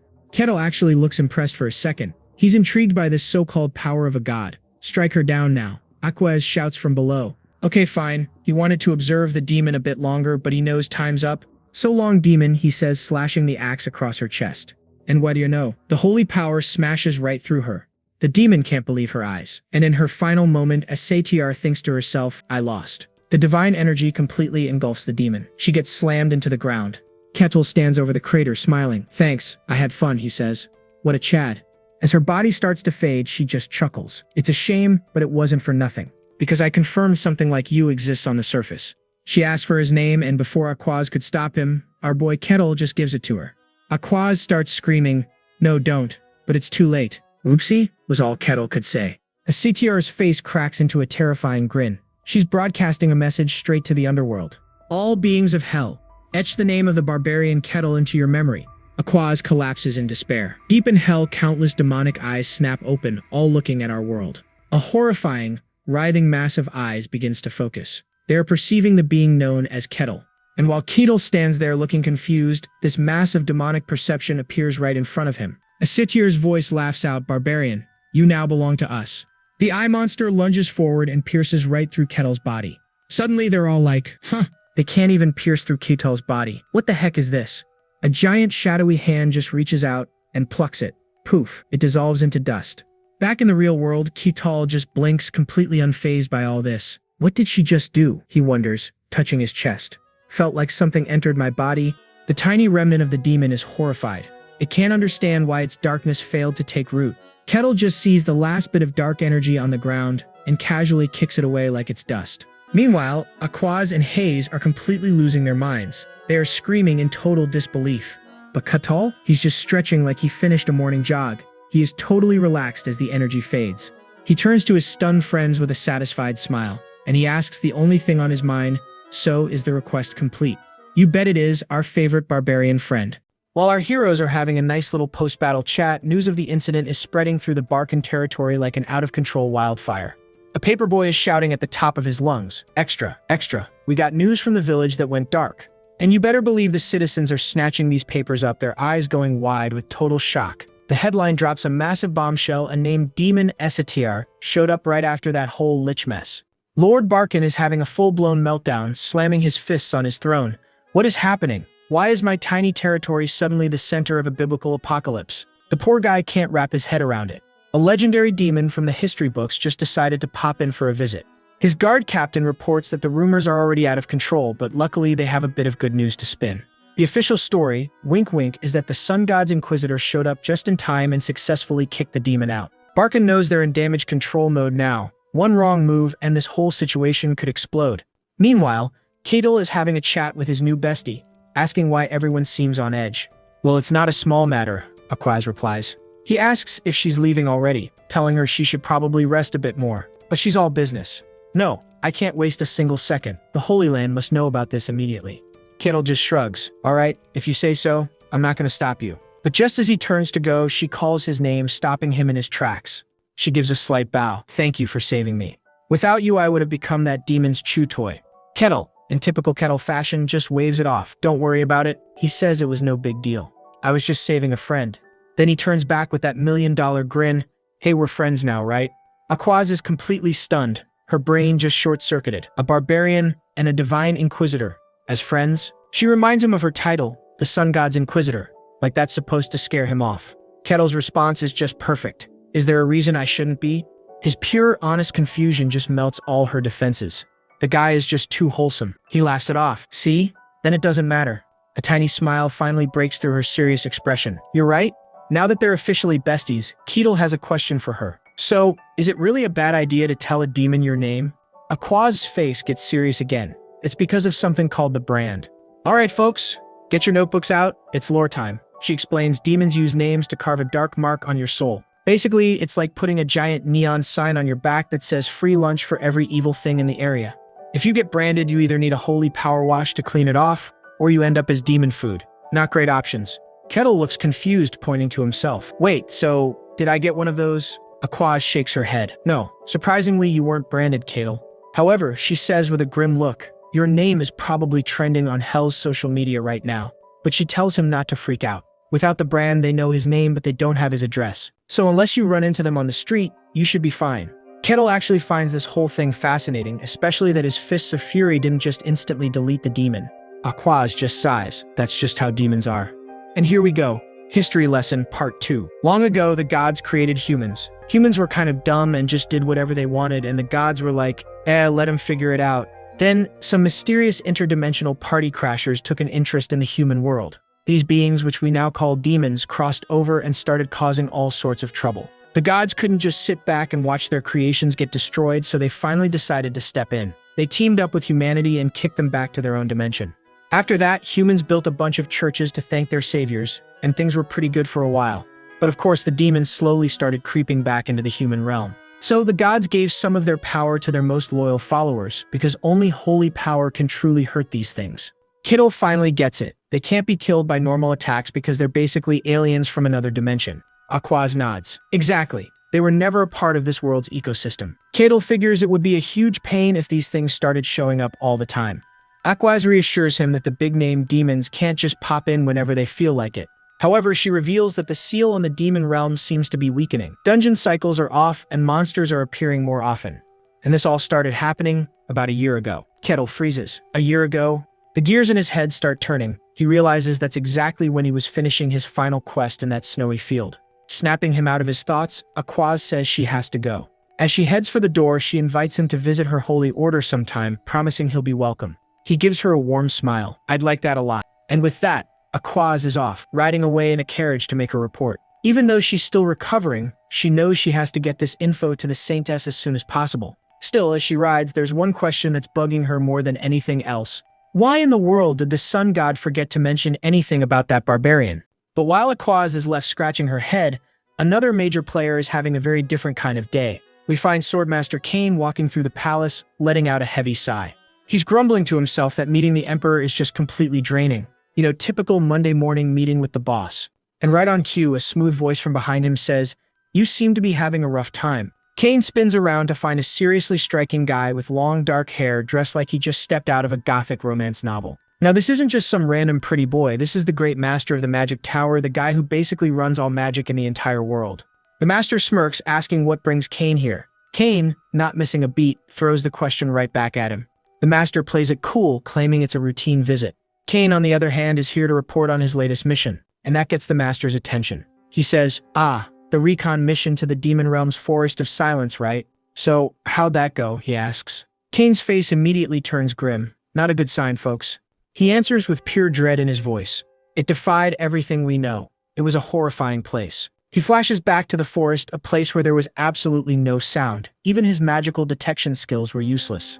Imagine this, he could shout at the top of his lungs, and there would be nothing. No sound, no echo, just silence. Pure nightmare fuel. One by one, his soldiers just vanished into the quiet. He sums it up perfectly. It was a deeply unpleasant place. Back in the present, Cain wonders why the Emperor is so obsessed with conquering the demon realm. He just chalks it up to powerful people being nuts. The master just smirks again. He admits the demon realm is fascinating and that he's pretty intrigued himself. This guy is a walking red flag. But Cain wants absolutely no part of it. He says, I hope I won't get dragged into it. I prefer to stay ordinary. With a snap of his fingers, the master traps them both inside a giant, glowing magic circle. So much for staying ordinary. Spatial magic, Cain says, totally stunned. What is this all of a sudden? The master just grins and walks toward him, saying, no need to formally announce it. You met someone very special, didn't you? And that question hits Cain like a truck. The jig is up. Cain immediately realizes he's been spied on. The eye of observation. When did you put that on me? The master just laughs it off, saying it's a hobby. A hobby? Cain's response is basically go die, and honestly, same. But now the master gets straight to the point. He wants to know what Cain thinks about that barbarian from the White Snowfield. Cain plays it safe, admitting he's not really sure what to make of the guy just yet. So the master lays out the stats, a barbarian from the demon realm who defeated a sword master and a lich Kartos. That makes it pretty likely, doesn't it? Wait, hold up. Cain is shocked. He defeated Kartos? The master seems surprised that Cain is just now hearing about this. He explains that while it's not public knowledge yet, rumors of Kartos failing his resurrection are already spreading through the magic tower. And then folks, the master does a big reveal. He's a lich too, and claims he even went to pay respects to his fallen friend. Cain is completely unfazed, dryly asking if a lich can even feel sad. The master insists that friends are important for people who've lived as long as him. But then he mentions Kartos' most valuable artifact was never found. He has no idea where it could possibly be. Sure, buddy. Setting that aside, he asks Cain the big question, do you really think that Barbarian defeated Kartos? Cain thinks it over for a second. I think it's possible. The Lich Master points out that Cain hasn't told the Emperor about this yet, and Cain just scoffs at the very idea. He calls the Emperor a madman, worried that if he learns about Kettle, a massive war is basically guaranteed. A wild barbarian versus a control freak emperor? Yeah, that sounds like a recipe for tearing the entire kingdom apart. The Lich Master finds this whole idea fascinating. Are you saying that Barbarian could take on the entire empire alone? Cain isn't sure, but he admits, I felt something similar to what I felt when I first saw you. The Lich Master's eye glows with interest. Don't tell me, a hero class? Cain says he's not qualified to make that call, but the Lich Master is already sold. He knows Kettle must be incredibly valuable. That look on his face has Cain worried. Meanwhile, the The guy they're obsessing over is just strolling through a busy market in his brand new adventurer gear. Suddenly, a woman trips on a stone, and with lightning reflexes, Keatle catches her before she can even hit the ground. He gives her his most charming smile and says, "Oh dear, you should be more careful. Are you all right?" The woman just stares at him, stunned. Keatle's first thought is that he's scared her again. Oops. But to his total surprise, she just bows, thanks him, and calmly walks away. No screaming, no running. Nothing. Our boy is completely baffled. This has literally never happened to him before. He's experiencing a normal human interaction for the first time. Another villager just walks by him calmly, and Kettle's brain just completely short-circuits. He is absolutely floored, his mind racing with one simple, unbelievable question: why are people avoiding him anymore? A while later, Kettle is having tea with Lord Barkin in his ridiculously fancy office. He's heard the news, asking if Kettle's alright after nearly getting branded by a demon. But Kettle just shrugs it off. He says there's no issue because he literally doesn't even know what a brand is. Barkin is absolutely speechless. He knew Kettle was strong, but this is a whole new level of clueless. Kettle mentions that things seem to have changed around him. "You mean the people?" the Lord asks. "Yes, the people in his territory." And with a sigh, the Lord drops the truth bomb. It's all because of the rumors. Apparently, every single guard and mercenary who survived the attack has been running their mouth non-stop. The story they're spinning is legendary. After the Aquaz was defeated, everyone else just collapsed. Everyone except Kettle. And when they woke up, his axe was practically humming with divine power, glowing like a holy beacon. So now the whole town is convinced Aquaz personally blessed him with her power, and they're calling him the hero who fought the demon right alongside her. Finally, the single light bulb in Keel's brain flickers on. So that's how it turned out. Barkin apologizes, explaining the rumors had already become a full-blown legend by the time he could even try to set the record straight. Kettle connects the dots. So that's why people weren't running away from him anymore? Barkin agrees. They don't see a monster anymore. They now call him the Demon Opponent. Our boy mulls over his cool new nickname. Demon Opponent, huh? So this is what it feels like to have a reputation. Over at the Mercenary Guild, Rosa has some massive news. With a huge smile, she congratulates Kettle on his promotion. He's a C rank now. Kettle is genuinely stunned. C rank? That means he just skipped 3 entire ranks. Rosa just beams, telling him he accomplished something worth the massive level up. A slow, satisfied smirk spreads across his face. Rosa keeps the good news coming. His badge is getting reissued, but since it's a custom job, it'll take a little while. Our boy is hyped. A custom-made badge just for him? Rosa confirms it. From C rank up, you're considered a real mercenary certified by the guild. She adds that as a C rank, he'll have no problem waltzing into most capital cities and churches. Ah, except for the imperial capital, of course. Ketal notes that the empire sounds pretty strict. Rosa agrees. Only people recognized by nobles can get inside the empire. She leans in, lowering her voice. Honestly, nobody even knows what's in there. All they hear are creepy rumors, even less than what's known about the demon realm. Kettle looks genuinely concerned. That bad, huh? Rosa quickly clears her throat, getting back to business. She explains he can now take on almost any request available.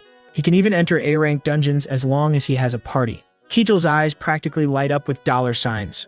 The thought of all that new loot and adventure brings a classic smirk to his face. We cut to Alessandro, who suddenly spits out his drink in shock. He can't believe something like that even happened. He asks if everything was okay. Kettle replies that the demon's gone and the Inquisitor gave the all-clear, so he assumes it's settled. The cleric, Hayes, sighs in relief. She's sitting with them and their other party member, Kessan.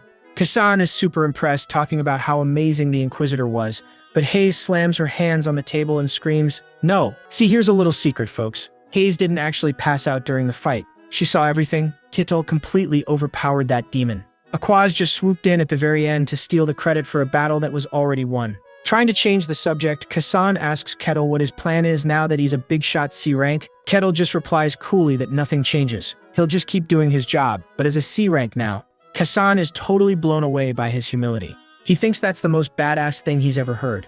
But Hayes is having a full-on panic attack, thinking, "Don't be fooled. That thing is not human." Kettle then turns the question around, asking the rest of them about their plans. Kassan just shrugs. As F-rank scrubs, there's not much they can really do yet. He admits that, honestly, his original life plan was to just be a freeloader until he died. But now he wants to try living his best life, just like Kettle. Alessandra just scoffs, calling him a bottom feeder for only thinking that now. As those two start bickering like an old married couple, Kettle turns his attention to Hayes, asking for her plan. Flustered, she claims she'll just follow the will of her goddess. Kettle remembers something Aquaz mentioned, and the moment he says Aquaz's name, Hayes completely short-circuits. Kettle continues, recalling that most servants of Calosia are on a break and only the high-ranking ones are still active. Hayes starts sweating bullets. What? She frantically denies everything, insisting Aquaz must have been mistaken. Kettle just calmly accepts her terrible, terrible lie. But internally, she is having an absolute meltdown. She's convinced he knows everything. Is he waiting for her to confess, or is he just messing with her for fun? The poor girl is completely 100% terrified of him now. Much later that night at the Mercenary Guild, Rosa is happily packing up her things, finally ready to clock out and go home. But suddenly, the door creaks open. A pair of worn-out boots steps inside. Rosa's good mood instantly vanishes. "You've got to be kidding me." A mysterious old man in a hood speaks up, saying he has a request. All Rosa can think is one word: overtime. She sighs, trying to hide her annoyance. She asks what kind of request he has. The man clears his throat. He needs an escort mission for 2 people, himself, and a young girl. Rosa starts typing up the details. 2 people, and the destination? The man replies, "The Kingdom of Denian, its capital." She can't believe it. An escort mission all the way to Denian's capital, from this remote backwater town? That's insane. Her mind starts racing. He speaks elegantly, but he's dressed in rags and he's hiding his identity. This guy is extremely suspicious. She cautiously agrees to accept the request for now, but first she tells him she's going to need to see some form of identification. The mysterious old man calmly slides a metallic token across the table. Rosa's eyes practically bug out of her head. It's a Mercenary Guild token. That's like the VIP pass of their world and not easy to get. She stamps it verified and gets right down to business. "All right," she says, "time to collect the fee." The old man reaches into his shabby cloak and pulls out, wait for it, 1 single, gleaming gold coin. Rosa looks at the coin, then back at him. "For this amount, we can provide 1 person." The old guy is stunned. "Only 1? She breaks it down for him. This is a high-risk, month-long bodyguard gig all the way to Denian. It's not a walk in the park. He desperately pleads for at least 2 people. Rosa sighs, probably regretting her life choices. She says it's possible, but he'll have to hire from the bargain bin. She tells him a reliable guard should be at least D rank, but he insists on someone skilled, and Rosa is firm. 1 skilled person is all he gets for that price. You can see her patience wearing thin. She's thinking, what in the world? Why is this guy so desperate? But she relents a little. It is hard to find anyone willing to take a job from such a remote town after all. Finally, she agrees to try, but warns him it'll be tough. After he leaves, she notices the gold coin has been filed down to hide its origin. Yep, this is going to be trouble. Later that night, the old man knocks on a door. A woman asks who's there. He answers, "Your loyal retainer." Oh, so it's that kind of story. The door opens, revealing a beautiful blonde woman named Elaine. She greets the old man, Aaron, and lets him in. She anxiously asks how it went. Aaron tells her the guild accepted the request for now. She's relieved, but then asks the million-dollar question, how many mercs? Aaron can't even look her in the eye. Well, just 1. Elaine is shocked into silence as Aaron apologizes, explaining they're broke. She just says it can't be helped, and Aaron starts blaming himself for getting scammed on the road. They try to console each other, but they're clearly devastated. Then they go full drama, wailing with tears flying everywhere, until someone tells them to shut up. Poor kids. She asks how long the search will take. Aaron doesn't know. Defeated, Elaine decides they should just get some sleep. The classic sleep on it strategy. Aaron bows, drowning in shame. Just another fun night of waiting and dread. They're almost out of food. Aaron blames himself, but she quickly shuts that down, saying it's not his fault. Aaron states they can't possibly tell the local lord about their situation. Elaine agrees. Even hiring a single bodyguard is a risk they can barely afford. Then comes the exposition drop. She reminds him why they fled their kingdom. They were surrounded by enemies with no idea who was a friend or a foe. Aaron apologizes again for being weak. Elaine asks if he's sure the Denian kingdom is safe. He reassures her that it is. He explains that the king of Denian made an oath to protect her, but he also warns that their enemies might come after Denian for helping them. And then he drops the bomb. You must survive, Elaine Mavrochi. Our princess. Bam. She's royalty on the run. If she's lost, their kingdom is finished. The princess is still worried, but can we really trust a mercenary? Aaron takes her hands, promising that their gold guarantees a trustworthy choice. So who will be her guard? A blush creeps onto her face as she imagines a handsome, charming hero. Oh, you sweet summer child, you have no idea. Meanwhile, that handsome hero is just our boy Katal, sprawled on his bed and bored out of his mind. He's thinking about his old companions in the white snowfield. He remembers they were the only ones who didn't keep their distance from him. He sighs, betting they're still off living their usual stupid lives. He suddenly wonders if his quest is over now. The system window that was with him since he arrived in this fantasy land is nowhere to be seen. He recalls his very first quest. Just survive for 1 week in that frozen hellscape. Yeah, just survive. Back then, that little blue quest window was his only guidepost, his only companion in the freezing cold. But after he finally escaped the snowfield, the quest just stopped. And now that things are quiet, he's actually getting bored. He sits up with a jolt, a sudden thought hitting him.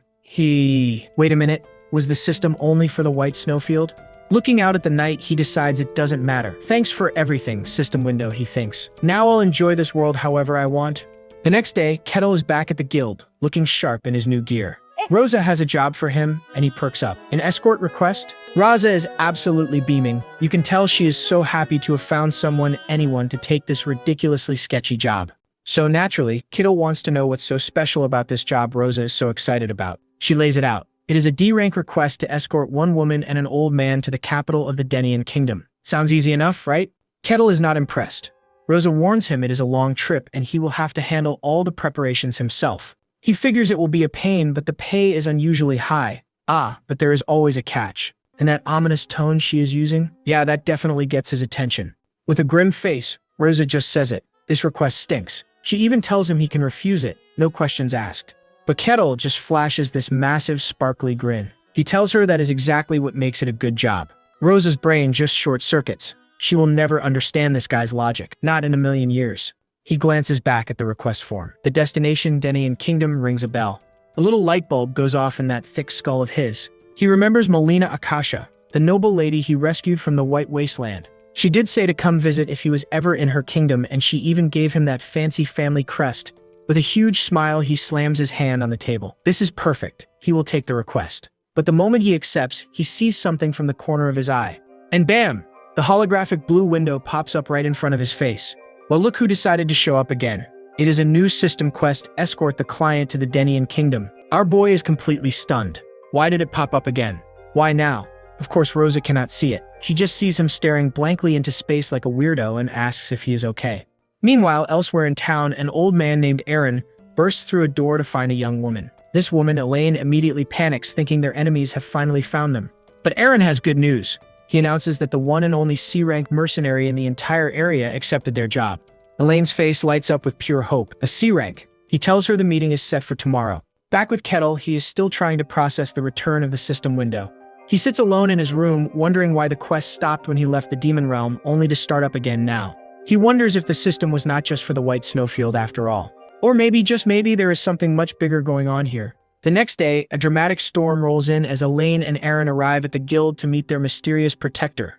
Elaine nervously wonders what he will be like. She is picturing a sharp, handsome hero. Or maybe a battle-hardened warrior covered in awesome scars. Either way, she has a feeling he is going to be super cool. Just then, the door creaks open. Showtime.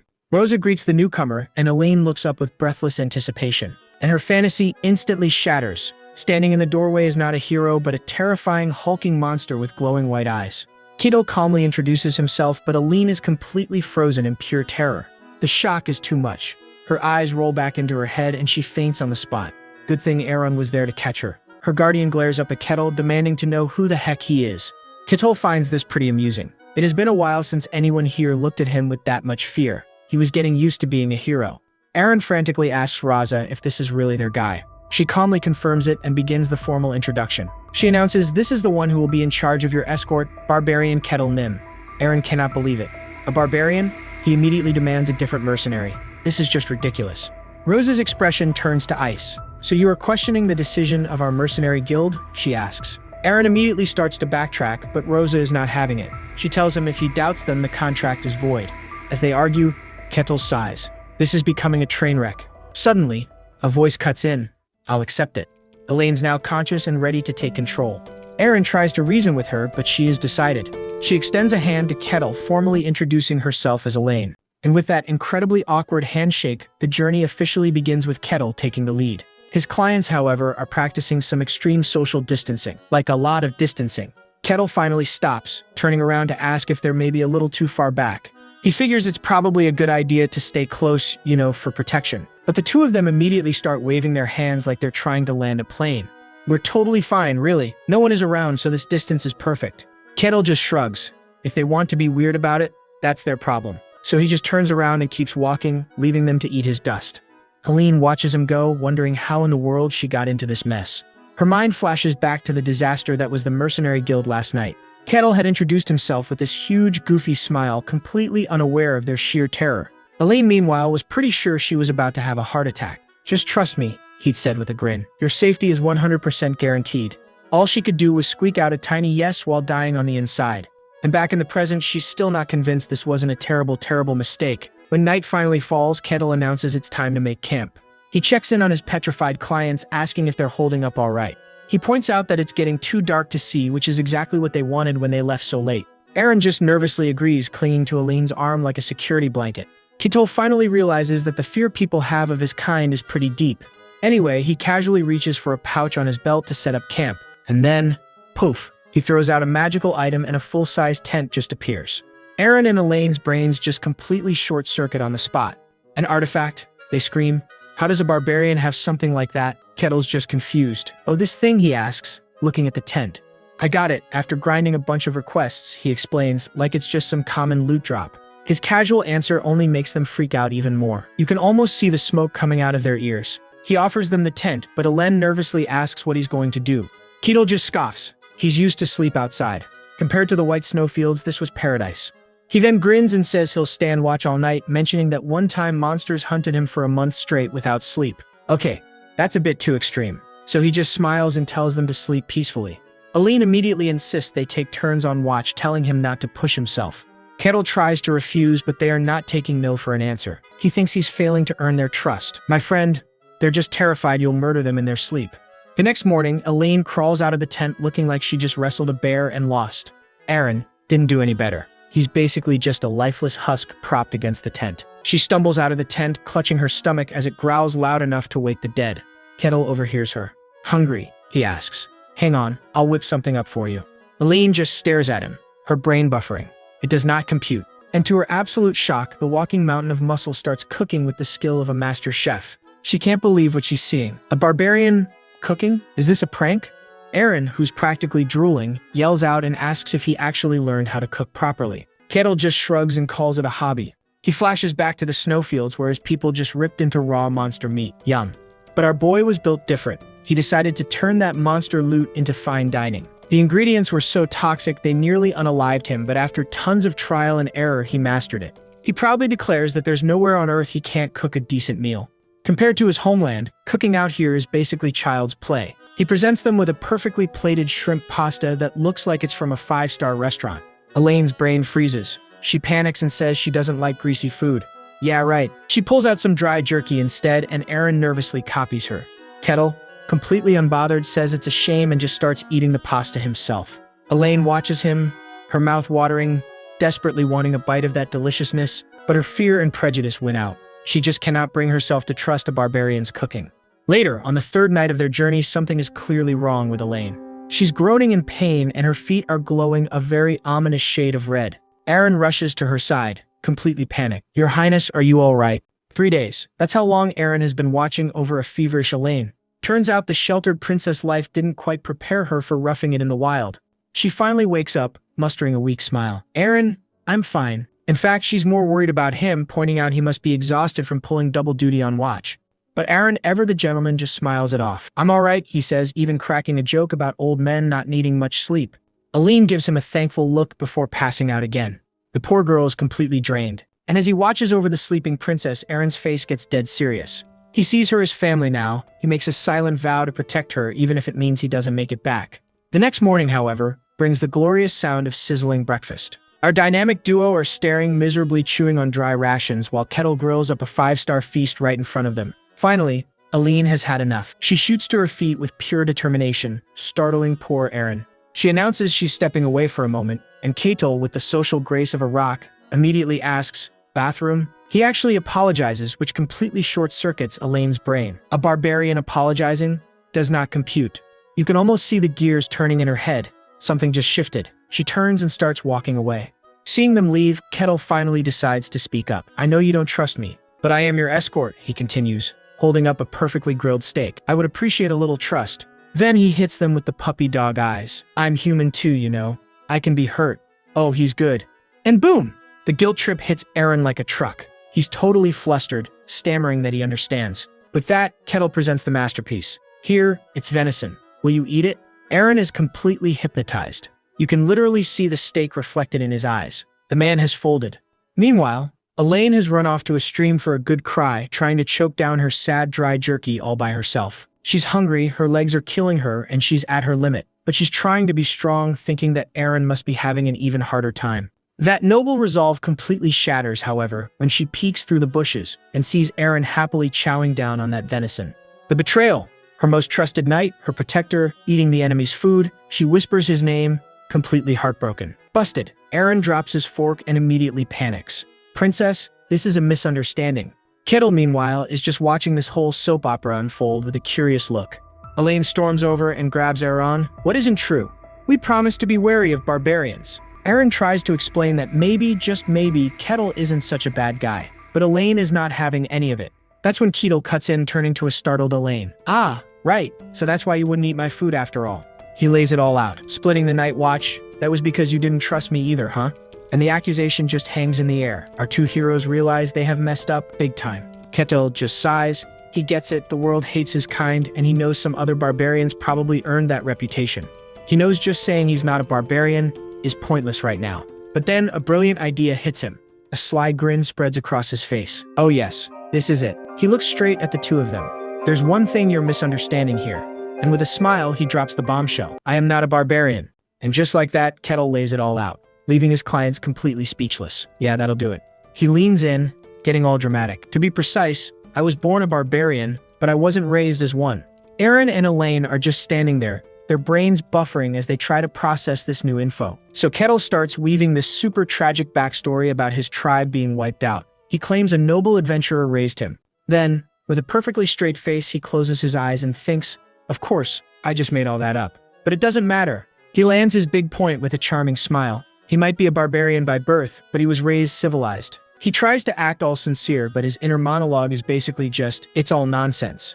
But hey, it's working because they both look super embarrassed. Elaine remembers how they treated him, all because of a single word. She's thinking he must have faced this prejudice his whole life, yet he was still nothing but kind to them. Overcome with shame, she gives him a sincere apology, admitting she let her fear get the best of her. Kettle just gives her a gentle smile. Inside, he's thinking, success. While Elaine's still stewing, he holds out a hand. Elaine looks a little confused by the handshake, but she takes it. With the ice broken, Elaine gives him a big smile.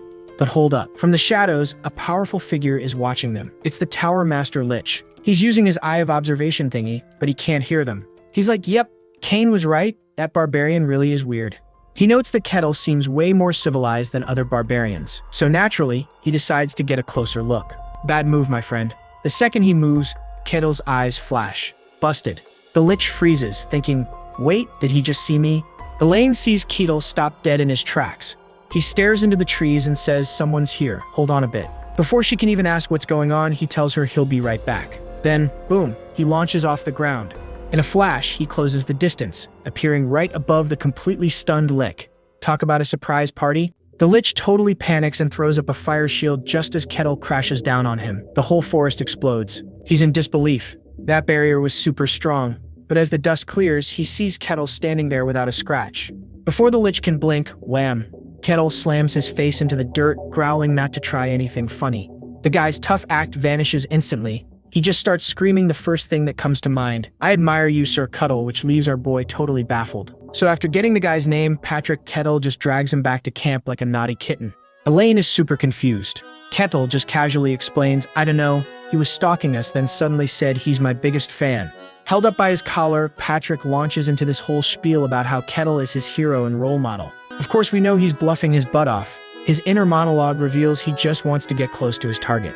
But Kettle isn't buying it. He can't just let this supposed fanboy go without some proof he's not a threat.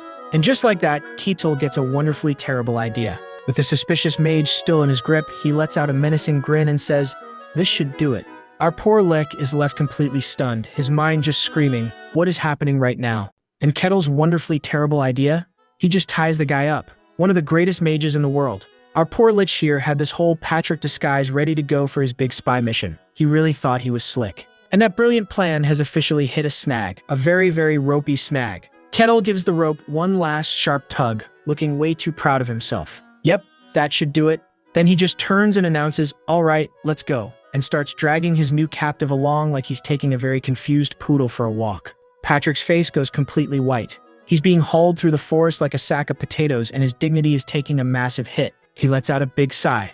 This has never happened to him before. But hey, silver lining, right? He gets a front row seat to the Kettle show. So as he's being dragged, his mind drifts back to that report he got from Swordmaster Kane. He remembers all the details about Kettle's insane speed and his raw power that could literally punch magic into oblivion. Even in this nerfed human body, Patrick is pretty sure he could take a superhuman. He starts to wonder if Kettle is legit hero class. Finally, Alen decides to speak up. Lord Kettle, I have something to tell you. Kettle looks back. Ah, so you're finally ready to spill the beans? Elaine is surprised that Kettle knew she was hiding something. All the sneaking around at night was a dead giveaway. Kettle just nods. It was easy to tell. And Elaine looks totally busted. He says he understands why it was hard to trust him, and Elaine sincerely apologizes, ready to tell him everything. She even gives him an out, saying he can totally bail on the quest if the full story is too much for him. But just as she's about to spill all the tea, Kettle cuts her off. Wait, we have company. Right on cue, there's a rustle from the bushes nearby. Elaine flinches. They are definitely not alone. And popping out of the foliage are two heavily armored knights. As more knights surround them, Kettle just looks at Elaine. Seems they're here for you. Elaine is completely stunned. The head knight introduces himself as Captain Lucento Edenheimer and greets her as Princess Elaine of the Lucian Kingdom. The mage, still tied up on the sidelines, hears this and it clicks. The Lucian Kingdom? This just got way more interesting. Captain Lucento steps forward, explaining that they've been searching everywhere and the king is worried sick. He asks her to please come with them. But instead of relief, Elaine's face fills with pure, unadulterated terror. The captain then turns to Kettle, basically saying, "Thanks for babysitting the runaway princess, we'll take it from here." But Elaine just says one word, "No." This shocks everyone, but Elaine just continues, "Who are you?" Lucento looks completely confused. Elaine clenches her fist, demanding again, "Who the hell are you?" He starts to stammer his name, but she screams, "Don't make me laugh. I know the real captain, and you are not him." She accuses the imposter of taking over the castle, of replacing her friends and family, and demands to know what he did with her real parents. Meanwhile, Patrick does some tiny gestures behind his back and weaves some magic to check the knight, but he's shocked to find that he's completely human. Elaine is still screaming at the knight. "You want to devour me too and take over our kingdom, don't you?" Tears stream down her face, but her voice is pure steel. "I will never let that happen. I will avenge everyone who disappeared." The knight captain just listens to her whole speech in silence, and then he lets out this big dramatic sigh. He turns to everyone. "Did you hear that? The princess is delusional." Elaine explodes. "Delusional?" But he just calmly tells her to think about it rationally. "Are you saying everyone except you has changed? Do you really think that's possible?" And just like that, her certainty starts to crack. He tells her she needs immediate treatments and holds out his hand. "Your Highness, let's stop this and come with us." Trapped and out of options, Elaine's hope just crumbles. She whispers a desperate plea, "Please someone," and right on cue, a voice cuts in. "What are you doing?" Elaine looks up to see Kettle stepping right between her and the knight. The captain glares at him, "Step aside." But Kettle just smirks, standing his ground. "Yeah, afraid I can't do that." Elaine just watches, completely stunned. Lucento is not impressed. He glares at Kettle, demanding he step aside right now. But Kettle just holds his ground. "Afraid I can't do that." Lucento's face goes grim. He warns, "If you won't move, I'll have no choice but to use force." He doesn't wait for a reply. The commander charges, swinging his massive sword right for Kettle's head, but the attack is stopped cold as Kettle grabs his face. Then with a casual flick, he sends the commander flying. The other knights can only stare in absolute shock, like their brains just blue-screened. "Commander?" They stare at Kettle and ask, "What are you doing?" He states the obvious. "You attacked first, and my job is to drive off threats to my employer." Meanwhile, Lucento is struggling to his feet, clutching his gut. He got totally winded from that one throw. Realizing he can't win with brute force, he tries to gaslight Kettle, claiming the princess is delusional. Kettle isn't buying it for a second. "You still don't get it, do you? It's my job to believe my employer." Elaine watches him, and for the first time in a long time, a flicker of hope appears in her eyes. "Okay, negotiation has failed." Lucento just growls, "You're all insane." Kettle just smiles right back at him. "Well, that's not for you to decide." He then turns to Elaine, who's a little startled. They appeared without any presents, he notes. She has no idea what that means. So Kettle dumbs it down. Basically, these guys just popped out of nowhere. The light bulb goes off for both Elaine and our captured lich, Patrick. "Oh, that's not good." Kettle turns back to the knights. "So how did you appear so suddenly?" They just give him the silent treatment. Lucento tries to brush it off. "Does that matter? Stop nitpicking and hand over the princess." Kettle's eyes narrow. "So you won't answer? Fine. I'll be the one to escort her to the kingdom of Denian then," he declares. Tears well up as realizes she now has someone on her corner. She remembers how no one, not even her own family, ever believed a word she said. Lucento has had enough of this talking stuff. His hand goes to his sword. It's go time. Kettle calmly tells everyone to stand back. He's got this. Elaine, now trusting him completely, just pleads for him to be careful. They were the strongest men in the kingdom. Meanwhile, Lucento orders everyone to draw their sword. Kettle just cracks a smile. Oh, he looks excited. From the sidelines, Patrick is scanning their stats. The knights are second tier, but they can all use mystic arts. Their commander, though, he's first tier. Lucento gives the order. Take down the barbarian. You may kill him. Like a pack of wolves, the knights surge forward, surrounding Kettle in a blur of steel. He just stands there as a wave of purple energy ripples out from him. The real fight begins now. And Kettle immediately starts dismantling them with brutal efficiency. Kick, block, done. He unleashes a shockwave from his body, effortlessly blasting several armored knights away. As they hit the dirt, Kettle casually comments, "Group attacks are really troublesome." Lucento is furious. He screams at his men, "Don't stop, attack all at once." 6 knights leap into the air at once, aiming to crush Kettle from every possible angle. Yeah, that's not gonna work. Kettle becomes a whirlwind, catching and throwing each knight as they land. Finally losing it, Lucento charges in himself, his sword glowing green. "Die, you monster!" Elaine screams in terror, thinking this is the end for her new protector. But as the glowing blade comes down, Kettle catches it with his teeth. Lucento's eyes go wide. The man just broke. You can see his brain shutting down. With a loud crunch, Kettle's eyes flash purple and he shatters the enchanted steel with his jaw. The force sends Lucento flying backwards. Kettle just stands there and asks, "Want to keep going?" The remaining knights are all on their knees, completely defeated. Trembling, Lucento orders the retreat. And just like that, poof, they're gone. Kettle turns back to check on everyone. He tells Aline he'll finish the job. But first, he needs the entire story. No more secrets. With a determined look, she agrees. "Of course, I'll tell you everything." While everyone else is recovering, Patrick is having a full-blown existential crisis over here. Siora is supposed to be this unstoppable force, yet Kettle just caught it with his teeth. Patrick is just staring, thinking this guy's body isn't just strong. It's a body that can nullify all kinds of magic. Kettle's entire existence is a mystery. Later, once they've all settled around the campfire, Kettle finally pops the question. "All right, spill it. What's the story?" Aaron's face gets grim and he drops a bombshell. He tells Kettle their entire kingdom has been replaced. He says by the time he and the princess figured it out, the whole place had already been taken over. Kettle connects the dots immediately. "So that's why you guys booked it out of there." Aaron confirms it. If they had stayed, they would have been next on the list for a body snatcher makeover. He says this weirdness all started about a year ago, and that exact timing makes Kettle's ears perk up. 1 year ago? Kettle thinks back. The Inquisitor Aquaz mentioned that exact same time frame. He remembers her warning. The Demon Realm's seal is leaking, dungeons are popping up like crazy, and evil things are appearing. All starting 1 year ago. Yeah, that's way too specific to be a coincidence. That's what that weird guy was also rambling about on his last quest. He wrote it off as just crazy talk back then, but now, maybe there was something to it. Aaron keeps going, explaining they had no clue where this distortions even started. They even brought in powerful mages and mystics for help, but every single one of them got replaced too. Kettle seems fascinated by all this. He then asks how Aaron himself was able to spot the fakes. Aaron admits it's hard to explain, he just feels it. The very air around the replaced people feels wrong. There's this deep sense of wrongness he can't shake, even when they're acting perfectly normal. He didn't believe the princess either at first. Not until impossible things started happening. And so begins story time, folks. Aaron takes us back to when he was managing the castle servants. He brings up this one maid, a shy girl named Kathy, who was scared of pretty much everything, especially ghost stories. He admits he used to prank her and tease her with scary stories all the time. But then one day, Kathy just stopped reacting. No more screaming, no more fear. At first, he just figured she'd finally grown a spine and gotten over it. The real red flag came later. Part of Kathy's job was cleaning the huge castle statues, which terrified her. One day, her worst nightmare came true. A massive stone statue crashed down right on top of her. By some miracle, she wasn't seriously hurt, but it was a situation where she absolutely should have died. And here's the creepy part. Kathy showed zero fear. She was only worried about getting punished for breaking the statue. In that one moment, Aaron knew. The person in front of him was not the real Kathy.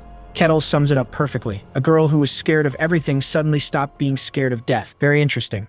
Aaron says that on the outside she acted the same, but he knew the real Kathy was just gone. After that, he started testing other people in the castle and realized most of them were already fakes. Kettle asks, "And that's why you ran?"